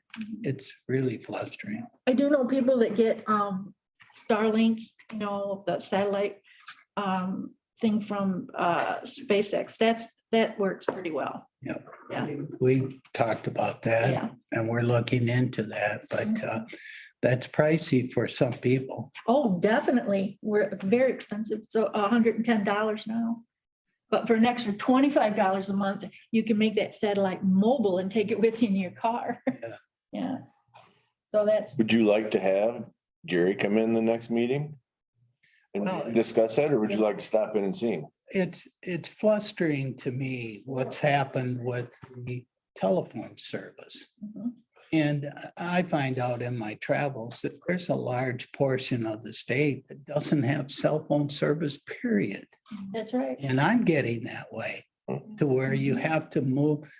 Sometimes, I'll get over to my warehouse or something and the phone will start ringing. I got all these emails and I've had my phone right in the pocket the whole time. Yeah. It just doesn't come I'm through. familiar with that area. It's horrible there. And if you try to talk to somebody and all of a sudden they cut in and they cut out, and I used to have good, really good service. What's happened? They talk about 5G. I'd like 1G if I could get it, where I could just Yeah. talk on the phone. Now, the AT&T phone, which I shouldn't mention the names, they put a new tower up over by the Browns Corners Church, and that one works reasonably well at my place. But you get out around it's just, it was supposed to be better. We was gonna have all these great things. So, like in Sweden and those places, the people live in the city and they go to work out in the country and they've all got these communications and that. Maybe I need to get a place in town if I want to use a phone and then drive out to where I work. You think? Could be my neighbor. We'd have to move to Harrison. It's really sad. We were Have a neighborhood blocks because talking about anyway. ambulance services, and the cell connections are so bad, they still have to use landlines. So, that's on the east and west side, the northern part of the county. Those ambulance services, and I'm not sure about the fire department in Prudenville, but they have to use landlines. That's how bad the service is. Yeah. I have to go back to smoke signals like you did as a younger kid. Yeah. Yeah. It's not even funny. It's very, That's it, yeah. very frustrating. That is frustrating. I agree. Mhm. The phone service is getting worse all the Yeah. way around.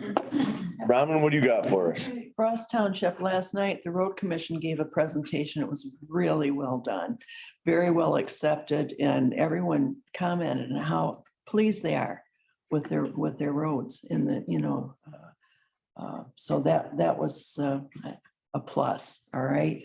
Northern Michigan Association of Counties, we were told we're not getting what we should be getting on the revenue sharing, the 3.5% sales tax.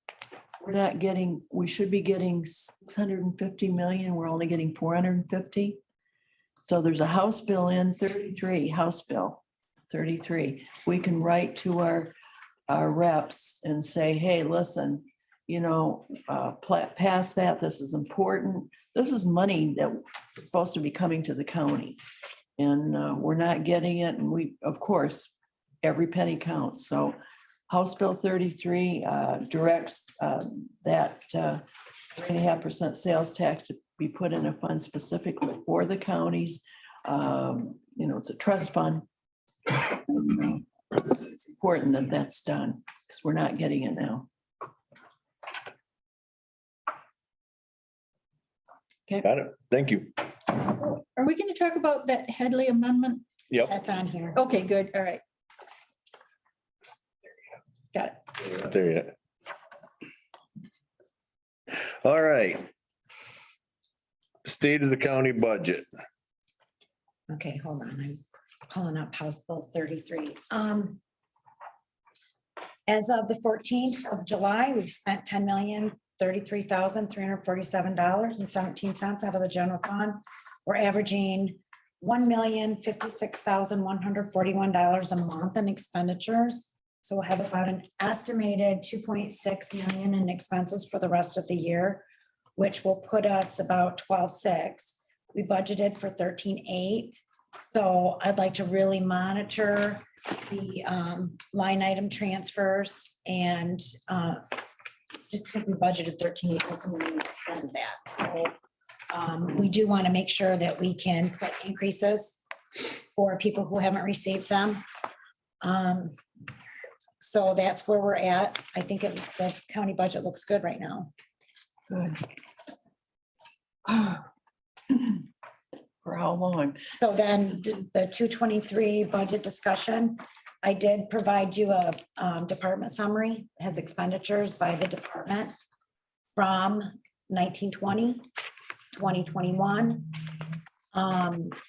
What was actually adopted in 22, and then what the departments are requesting in 23. Some of these items that are in the requests are, like I increased for insurances, for health insurance. I put money in the capital outlay, quite a bit of it actually, so you've got your ARPA money that will come back in for some of these expenses. I did put money in contingency because that wasn't there. And then I did also add, because our prescription costs were actually $333,000 this year. So I added $350,000 for prescription costs. So right now, we've been working on this. We've got the expenses down to $13,298,000. And it is looking pretty good. There's some things that we can't do yet, like I'm not sure about the liquor tax. I'm pretty sure about the revenue sharing is going to be an additional 44,000, but there are some items that I'm not sure as far as revenue yet. I don't have those numbers. But most of the expenditures we're pretty sure of for insurance. So it's looking pretty good. That's nice to hear. Yeah.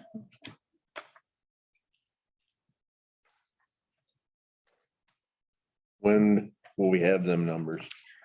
Well, I need probably another month because I got to factor in what the fund balances is going to look like for this year that we're in. Okay. So Jenny and I were talking and probably more towards the end of August. That's gonna be a hard hit to health insurance unless we can do something about that. Yeah, that's That's gonna be. astronomical at 44%. I've never heard anything like that in my life. In fact, I feel we got lied to last year, to be Well, honest with you. You know what I was wondering, because they said that, they just said here today that you gotta factor in, after your first year, then a 17% increase. Would we have seen that if we stayed with the same company? Because we had all those years of, Yes. history with that company, like, I don't know. And would that company take into consideration the history that we've had with them and then not include that 17% into the next? Yeah. I've been told by certain people that if you have claims more than 2 or 3 over $100,000, you better start looking for another provider anyways, because your price is gonna go sky high. So Well, Can I that's, ask a question about that, Lori? that's where we're Why at. do we always go through 44 North? I know a lot of agencies do, but are there other brokers out there There that? are, and I have actually reached out to some others, so just so that we can, have apples to apples. So there's one called Brown and Brown, there's one called Gallagher. There's a company, Mesa, they do their own administration. So I am reaching out to these other companies to look at it. 44 North charges us $30 a person per month, which is a reasonable price. So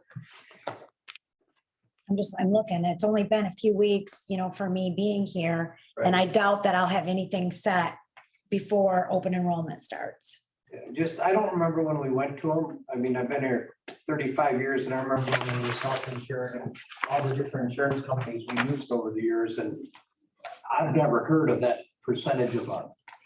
Yeah, My that's. gosh, talk about a whack. There's usually some sort of cap. We do pay insurance for that also. Yeah. That's the stop loss insurance. So, All of our insurances are going up though. And Yeah. COVID's had a lot to do with it. And the medical cost, I mean, I have nothing to do with the county's insurance, but my insurance and deductibles. have been high.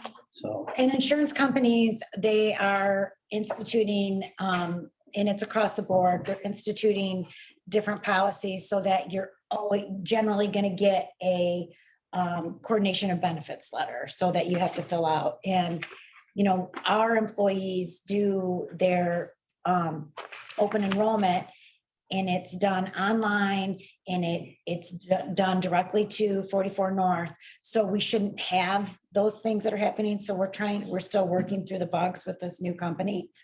But I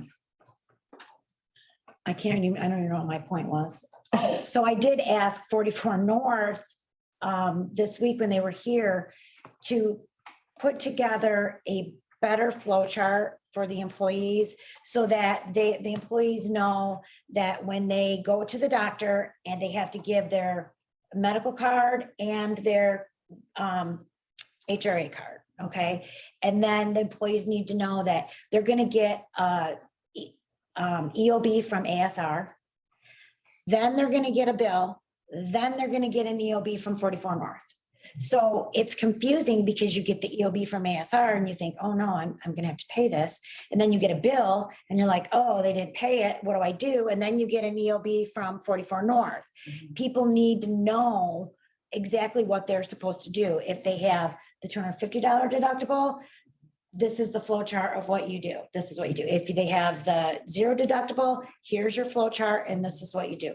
It needs to be a little more user-friendly for the employees, because back in the day, you know, we would have insurance, we'd sign up for insurance, and then we never worried about anything. We never saw any information. We never got a bill with just our insurance taken care of. You never had to do any legwork yourself at all.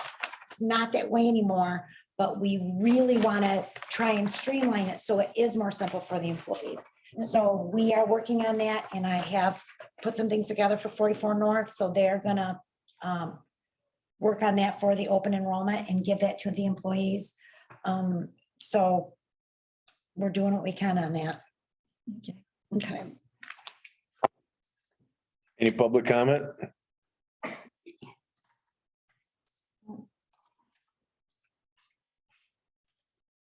All right. Wage discussion. Okay, so I sent you a wage document that I put together. I attached it to my administrator's notes. There are many increases being requested. There are a lot of people that have not received anything since 2015, 2016. There are also units that are open, having a wage opener. I've placed a certain amount in there's a recommendation in the budget lines. When you go in to do the budget and BSNA, you have the departments, what they requested, and then you have the administrator's recommendation. So I put together a certain amount in the administrator's recommendation section of the budget creation, just so I can see what the bottom numbers look like, okay? And so for the non-union people, I did put this chart together. And I used county, the very top of the chart has a population. Underneath the county, they're all similar to our population. Underneath the county is the operating millage rate. And then what the taxable value is. So you know what, how much basically they're getting in operations comparatively, what their benefits are, their number of paid holidays, and then what they're paying in comparable positions. And then I put in the formula for a salary range, the max market for the people who have not had an increase, which would be the elected officials, emergency management. So that is, I did put those numbers into the budget. You put the increases in? You put, what kind of increase? I put these numbers and then I did, which I can't really talk about the others because of negotiations, maybe we'd have to go into Well, closed session, but Plus, we don't know exactly where we're at we on the don't know budget. where we're at. But what I did was I just put it in the administrator's notes, just so I could see what it looked like at the bottom line, what I could see what it looked like. So I am gonna request that, that the board does not allow any new hires or replacements, only on a case-by-case basis. I would like to be able to dig into the costs as it relates to how it will affect the general fund long-term. If we're gonna be giving increases, we will need to keep a closer pulse on the budget. I feel that attrition would be a good time to step back and restructure in some areas. But I am gonna request that you put a hire freeze, if you would. And that's for new hires or replacements, except on a case-by-case basis. Now, Michelle has somebody that Michelle already has an open position out there that needs to be hired. It was approved. That was already board approved and that needs to be, she needs to still carry through with that. And those are ARPA dollars too, right, Michelle? Yes. But I'd like you to talk about that for a minute, and You need a motion? if you guys, That's what you recommend. So if we lose somebody, we're not gonna hire anybody. We're gonna look case at by case. Case by case. a case by case, yes. Case by case. I think, Look at it, see what it looks like in their department, if there's a way to restructure, just on a case by case basis. I think that makes sense. Through the years, we've had so many of these that we put up hiring freezes and all that. They never seem to hold up very well. Well, we've got a new administrator. And So, well, it was the board that, not the administrator, it's the board's decision to do it. So, I think it's a good idea, Yeah, but we need to, if this is what we want to do, we need to say, okay. And, I understand the elected officials and the department heads and that need more help. I understand their argument, but brace yourself, folks. And I think making part of the motion that we would look at them case by case would be important. Absolutely. I would look at the costs relative to, how it's going to affect the general fund and, work with the department heads on that. right. I know it's probably not a popular decision, but I think it's necessary. Lori, I've been kind of waiting for you to get settled in with your new job, and I've been away from it for quite some time to see. I don't completely understand because the stimulus money that's been passed down was with the time that I was not a member of the board. So I don't completely understand. I keep hearing and keep reading where the state's sending this money through and everybody seems to have a lot of money. Money passed through. The state's budget is huge. Oh, yeah. They don't know what to do with it all. And why are we all of a sudden starting out? We're Right? not. We got our money, we have the second tranche that came through was just a little over $3 million. But, those funds, although we can use those funds in general operating for services that we usually do for the county, but I have to be able to report on those. I have to be able to report how we utilize that money and how it was affected COVID. So there are certain things that we can do, like in our capital outlay. We can bring those funds are not in the revenue that we've projected right now. So with our capital outlay, we can use some of those funds for, purchases or equipment or, we're able to do that. I think we should use those funds to invest in the taxpayers' investment, which is here. So we do have that money, but it's, But it's not for operational purposes. I mean, we And can't just, say, hey, we're gonna take this Hiring. and- $3 million and we're gonna spend it. We have to be able to sustain Right. where we're at right now. Like, this is what I'm looking at for the revenue that's coming in is the projected revenue on average, what we're gonna be getting over the next 3 to 5 years. Yeah. I can't say that The keyword's projected. 100%, but Right. yeah. So, and it is kind of in line with what we've been receiving over, so many years. So we want to keep our expenses within that because that money is not going to be here forever. If we increase our expenses over what our revenue is, our regular revenue, how are we going to sustain that?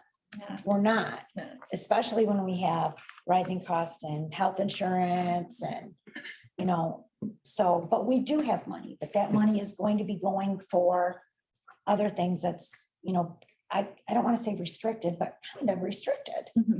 if you get around this county, you see building going on everywhere. So would that not increase our tax revenue base? It does, and it has, absolutely. The problem is Hadley, which we're going to talk about that too. Yes. But yeah, we did have an increase in revenue, with our taxes, but we also had a Hadley rollback. Right. Because So, of inflation. yep. Yeah. Okay, we'll talk about that when it comes. That's next. We'll talk about it right now. Okay. Okay, let's talk Edley. Okay, Don't hit that. today is the last day to approve, for the board We'll get to to that. approve Hadley override for the ballot in November.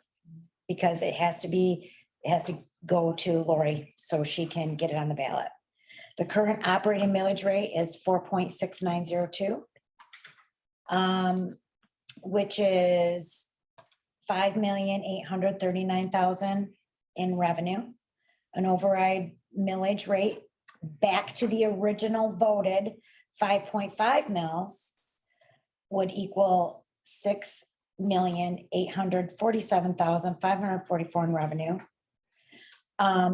So you take a property with a taxable value of 50,000, which is kind of average for Clare County. The difference in the current millage and the renewed millage is estimated increase in their taxes for properties for, $39.99 a year, $39.99 a year. If you choose to have this on the ballot in November, you must pass it by resolution. And I do have in case you wanted to do it, here is the resolution to pass it so it can go to Lori to be put on the ballot if you choose to do that. That is your discussion, but I'm just bringing you the information. Jeff, what do you think? My thoughts are, just because I don't think it would pass, but I'm almost interested in putting it on the ballot just to see what people think about it. Yeah. I mean, Decide. it's a tough role, you're with inflation and everything getting so high, now we're gonna ask them for more money. I don't know, I'm interested. I wouldn't mind paying it, but Well, we have no choice but to put it on there because of inflationary cost. Yeah, Can anyone tell me why Hadley was put in place in the first place? what year was it? Back in I think it was 74? 1994. No, No? 94. Okay, It was, listen, back at that time, there was two people running for governor. And one of them suggested that the whole property tax situation had gotten higher and higher and higher. All local services were being supported by the property tax, which is the property owners. The owners are supporting everything. If you don't own property, you don't support any. So we traded a property tax reduction for two 2% or 2 of the sales tax. They raised our sales tax up. Well, if you bought a new vehicle here lately, you're paying an extra $1,000 Yeah. because of that 2% increase. So we traded that. Headley Amendment was put in place to keep property tax because people said, what's to keep them from just taking off again? You know, we got the 2%. Government will take, now this is what the public said and the people that introduced it. Government will take all the money they can get. You know, we'll just keep putting them on there. This county has put a lot of millages on for special deals. The schools get millages, the fire, all of this since the Headley Amendment come in place. There's, look at your tax bills, look at the millage money. And I realize that the county don't get a whole lot of this. But people, you talk to the public out there and they'll tell you pretty clearly, they're not in favor of something. That's why how much does it cost to put on the ballot? That's, in my opinion, that's not the point. No, I agree. I don't know if I'm for it or not, but I would. We put it on there, we put it on there. Sooner or later, those of us have to make a decision. Do we want to, you know, you take like in Clare County, you're going to see the figures come out shortly. The per capita income of the residents of Clare County are just about, if not the lowest in the state of Michigan. Yeah, you're right. We're going to ask those people that we need more money No. because Well, we do we need more can't. money. We just gotta figure out. So you are against it? Yes, You're against even putting it on the ballot? yes. Okay. You know, I've got to be able to sell to the people and they're going to say, what benefits me? What benefits me if I vote to raise your taxes? Granted, it's only 60, 18, 30 some bucks or something a parcel. But to the people out there right now that are struggling with the inflation, you know, maybe if things quiet down or cool down and get back to normal, it might be a better fit back then. But right now, I think it is not, I can't with my conscience vote to put something on the ballot that's going to cost more for those people that can't afford to pay their taxes now. But my feeling, if you put it on the ballot, it gives them people more voice that can vote, turn it down and see what they really want. Yeah. Well, then, you know, you can. That's my for it. personal. It's agree. nothing personal. I'm not, that's my opinion. It gives them more voice to I agree. say no on that. But once it goes down, you're probably back in the lifetime of the people on the board. You're not going to get another shot at it. I talked to all 4 of my townships, some of them twice about that. And I also went to the County Democratic Party meeting because I give a commissioner report there. And I only had one township that said, go ahead, put it on the ballot, but we're going to vote no. All the other townships were like, no, we wouldn't vote for that. And at the Democratic Party meeting, there was a very good discussion and there were a lot more townships, you know, there represented there. And they got a little hostile, some people, you know, and they're just not about that. And they didn't even think it would be worth putting on the ballot. And some of them asked some really pointed questions about who brought this idea up. And I explained it was our equalization department. And they even asked, does he even live in our county? The guy who has the company. And I was like, no, I don't think so. But, you know, he does represent other counties. So maybe we could ask about how the other counties would feel about that, because I don't think Clare County was the only county that it was brought up to ask our people. If you were going to go by what your voters say, you would say, I don't want it on there. No, just the one, they were being polite. They said, well, you can put it on, but we wouldn't vote for any kind of tax increase. So there you have it. What I found out. I think Rick's got a good point. You know, let the people decide. I mean, let them tell us. I had a mix.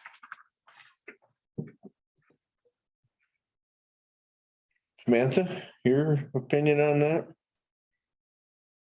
Everybody can't afford anything now. Yeah. Yeah, So we should have done this a long time ago, before the animal control millage went on and that.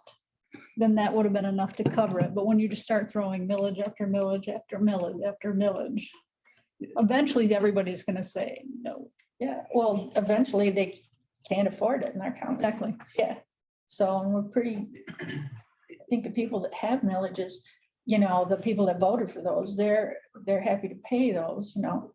Except maybe that spongy moth thing, but What's gonna happen is they're gonna get to the point where they're gonna start voting no on millages that we really need. yeah, you got a point there too. I think I'm with the no people. That's my opinion. All right. Okay. Do we need a vote? Unless someone wants to make a motion to put it on there, but No. not at this time. I liked your idea about, you know, in the future, if things simmer down, you know, but not now. did anyone, do you want to make a motion on the hiring freeze? Motion, freeze. Freeze and, That we go with the Visited, yeah. director's recommendations. Yep. Okay. Okay, we got a motion. Is anybody gonna second it? What is the motion? Yeah. We cannot replace new hires until it's reviewed, by the board, on a case-by-case basis. And that will give us some room. Is that what you said, Rick? yes.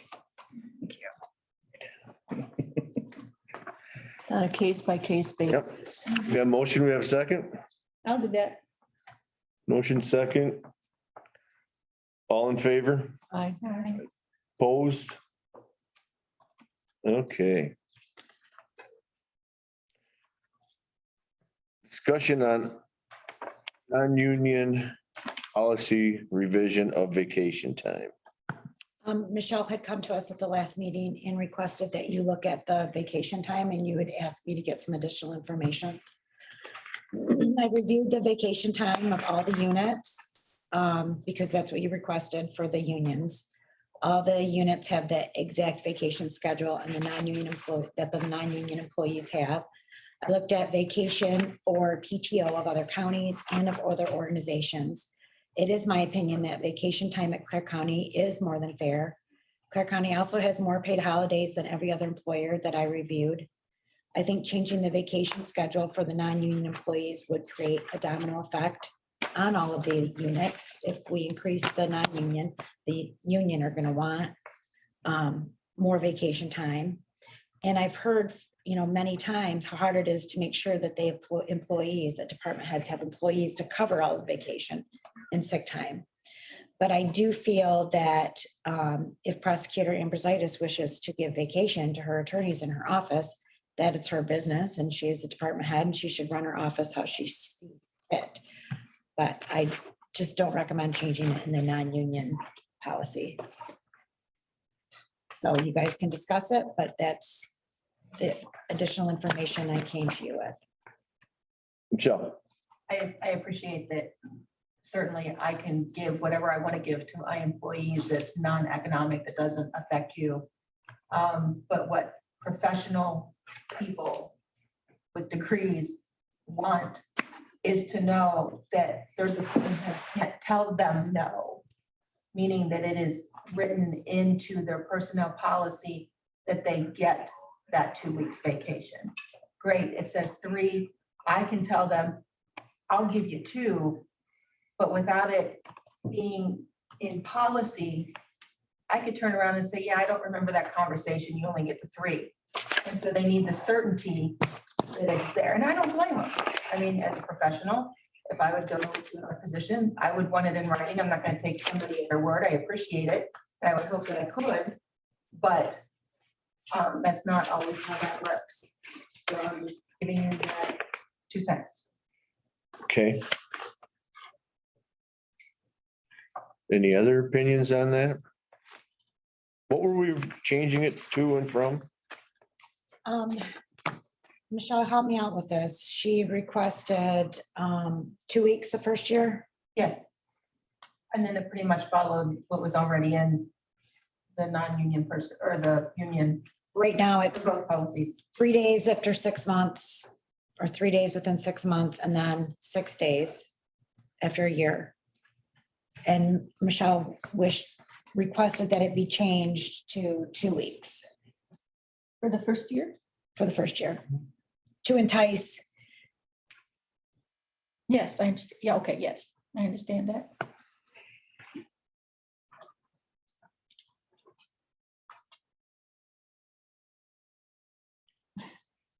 I would go with the administrator's recommendation. I would too. And my opinion on that is also, I see how this affects everybody, even though everybody says it shouldn't be looked at like that. It really does. maybe we can come up with a written document, Michelle, that you can use with your attorneys. Okay. Let's work on that. Okay. Okay, so Okay. Spongy moss yeah, buffer. If you remember, Conservation District or the Spongy Moth program came here and requested that you guys look at the setbacks. So I did look into that. Currently, if a property owner opts out of being sprayed, then 600 feet going into the adjacent property cannot be sprayed. It is a hot topic and there are many different opinions, but in doing research that in many cases, there is 150 feet minimum in a lot of places, because that is the swath length of the plain spray booms. So to create an actual buffer, it needs 150 feet minimum. If you choose to change the buffer area for the opt-out for the spongy moth spray, you will need to pass it. I had a question. Did you have a question? yeah. Okay, go ahead. Okay, I've asked all my townships on this. They all want the minimum 150 feet buffer. Oh, yeah. Want to go from 600 to 150. Can I make a motion? Wait, I have a question. Or do we need to make the motion and have the discussion? I just wondered if it, decreasing that amount of buffer. I'm totally, I want a smaller or no buffer, but will it increase the amount of spray that will go out? No. Oh, won't increase our cost. Okay. Okay, I move that, If you went with the no buffer, the effectiveness of the spray, how much more percentage is gonna help? If you shorten the buffer up, what's They said at 600 foot, you're still gonna get some overspray.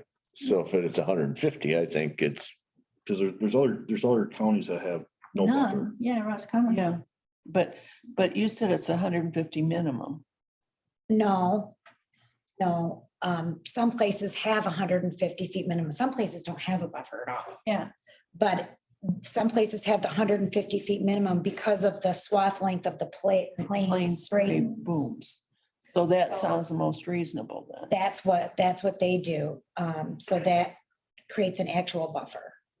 Does the spray affect the organic farmers? No, It doesn't, no. It's Tell them that. yeah.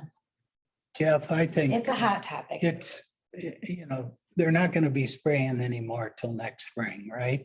And I think you got some time. I suggest a public hearing here, That's a good just have idea. where people advertise it, you can come in, you can say. And then, maybe in that time, we can get a legal opinion on if we can just say there's no opt-out. Yes. well, that's true. I think we have that authority right now. We do. But I'm telling you, when you start dealing with sprays and things, even though it's supposedly harmless, there's a whole lot of people out there, more than you think. I'm great. I'm okay with that. They Yeah, think the that makes gypsy sense. moths and that is a natural type deal. and they don't want any spray or anything. Yeah. And maybe the MSU extension, they can put it together something on that for us also to maybe, you know, and explain it a little, it's a little vague in some areas right now. You know, the calls that I had on the spray were not about setbacks or whatever. They were people that were paying the millage and didn't get Yes. sprayed at all. Yeah, And they were told they aren't gonna get sprayed ever because there's not enough people that live out there by them. Yeah, or they're next to See? state. So, millage is for 5 years, correct? uh, Because it doesn't Four go- or five. Yeah, it doesn't go on forever, just for this pickup. but I think rather than voting right now, I think that's a that we good ought idea. to extend it or, you know. I'm good with that. And then Setback. have a public. Already approved our A budget. budget or approved spraying for next year, so we got all the time, not all the time, but a lot of time to figure that out. Laura could, so we could schedule a public hearing maybe in the spring to see. We probably want to do it before that. Yeah, Okay, Maybe we should schedule it right before it's time for the people to come out and count, which is coming up pretty close. yeah. They start in August, I think. And that way, okay. people can understand also how important it is to call in and let people know how bad they were and or Sure. that we need, these people need access to their property for them to get sprayed. So we want to do a public hearing in August at the August meeting. Want to do Have a that? public hearing at Sure. 9:30 in the morning at the next meeting. Okay, Is that what we want to do? makes sense. Okay. Thank you, Jack. We probably need to inform the counters, is it Tony Mays? Uh-huh. Yeah, you know, that we'd be doing that, so she would. I will. Because she's going to want to know what the result of this was. Yeah, okay. Okay. Administrators approval authority discussion. Okay, currently I can approve budget amendments up to $6,000. It has been 5 weeks since our last meeting and many adjustments or line item transfers sit in my box waiting for approval. I noticed all of the budget adjustments that Sandy read. Okay. It makes it difficult for me to have an accurate view of our expenditures. I'm requesting that you consider authorizing me to transfer monies from one category to another within an activity and between activities within the same fund in an amount of 50,000 for non-equipment expenditures and up to 25,000 for equipment expenditures when it shall be deemed necessary. And then I'll give you a report of all transfers at the monthly board meeting. I'd like you to discuss it, and if you choose to do this, we'd have to do it by resolution, and which would be at the next board meeting. If it affects our not having an accurate budget at the time, It does. it's not like it's gonna be below board. It's all gonna be above board. 100%. And we mainly just go through those because they are budget adjustments and we Exactly. approve them every And time. we look at them every time we get Right. them, don't we, Jody? Like we go through, Jody and Joy and I go through them. We know where the money's coming from, if it's, you know, all of it. But I can't put my name on it Yeah, until after you guys approve it. Then it doesn't even get done in the system. And, yeah, you know, it's been 5 weeks and nobody knows where they're at. yeah. I think your job should be made easier, and I think that should be streamlined, so we don't have that gap. So I would be in favor of that. So I I'll put- feel stuff done real time is more accurate. than Yes. You let it hang out there also. No, I'll have to put together a resolution. So I will have the resolution ready for the next meeting. Okay. Okay, that sounds, Okay.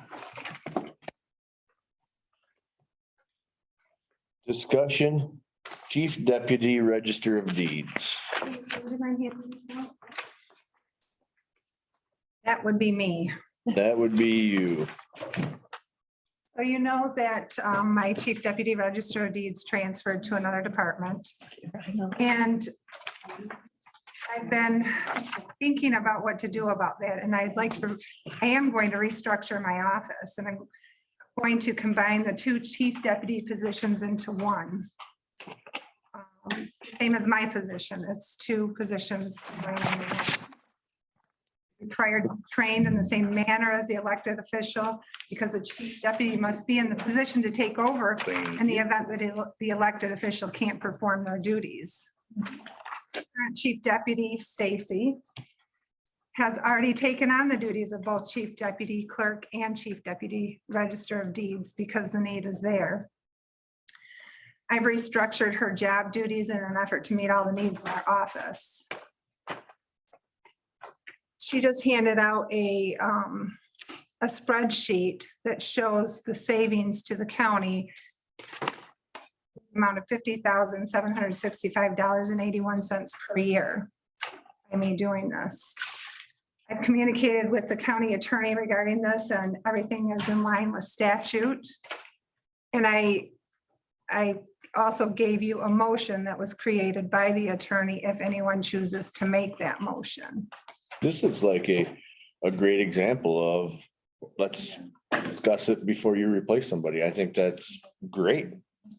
I think Laura's always, unless, you know, you don't have to backfill it with 5 more people that make it more, you know what I mean? And I don't think there's really much I'd discussion. like to make the motion. Could I do that? Is there any more discuss? We can discuss it. Go ahead and make it. Mhm. Okay, I move to recognize and accept the county clerk register of deeds, creation of an executive non-union position of chief deputy clerk register of deeds with a salary range of 47,500 to 52,500 effective July 18th, 2022. I'll second it. The motion second. Any discussion? Just makes sense. I And it's gonna save the county money. We feel it's, Yes, I think that's a very good job. yeah, And I'll ask for roll call. Asplund, yes. Bristol, Yes. Bankin, Yes. Pittsburgh, Yes. Reinhardt, Yes. Haskell. Yes, Motion carried. Thank you. thank you. And we struck number C because we are not having an IT committee anymore. So we're adjourned. Thank you. People. All right.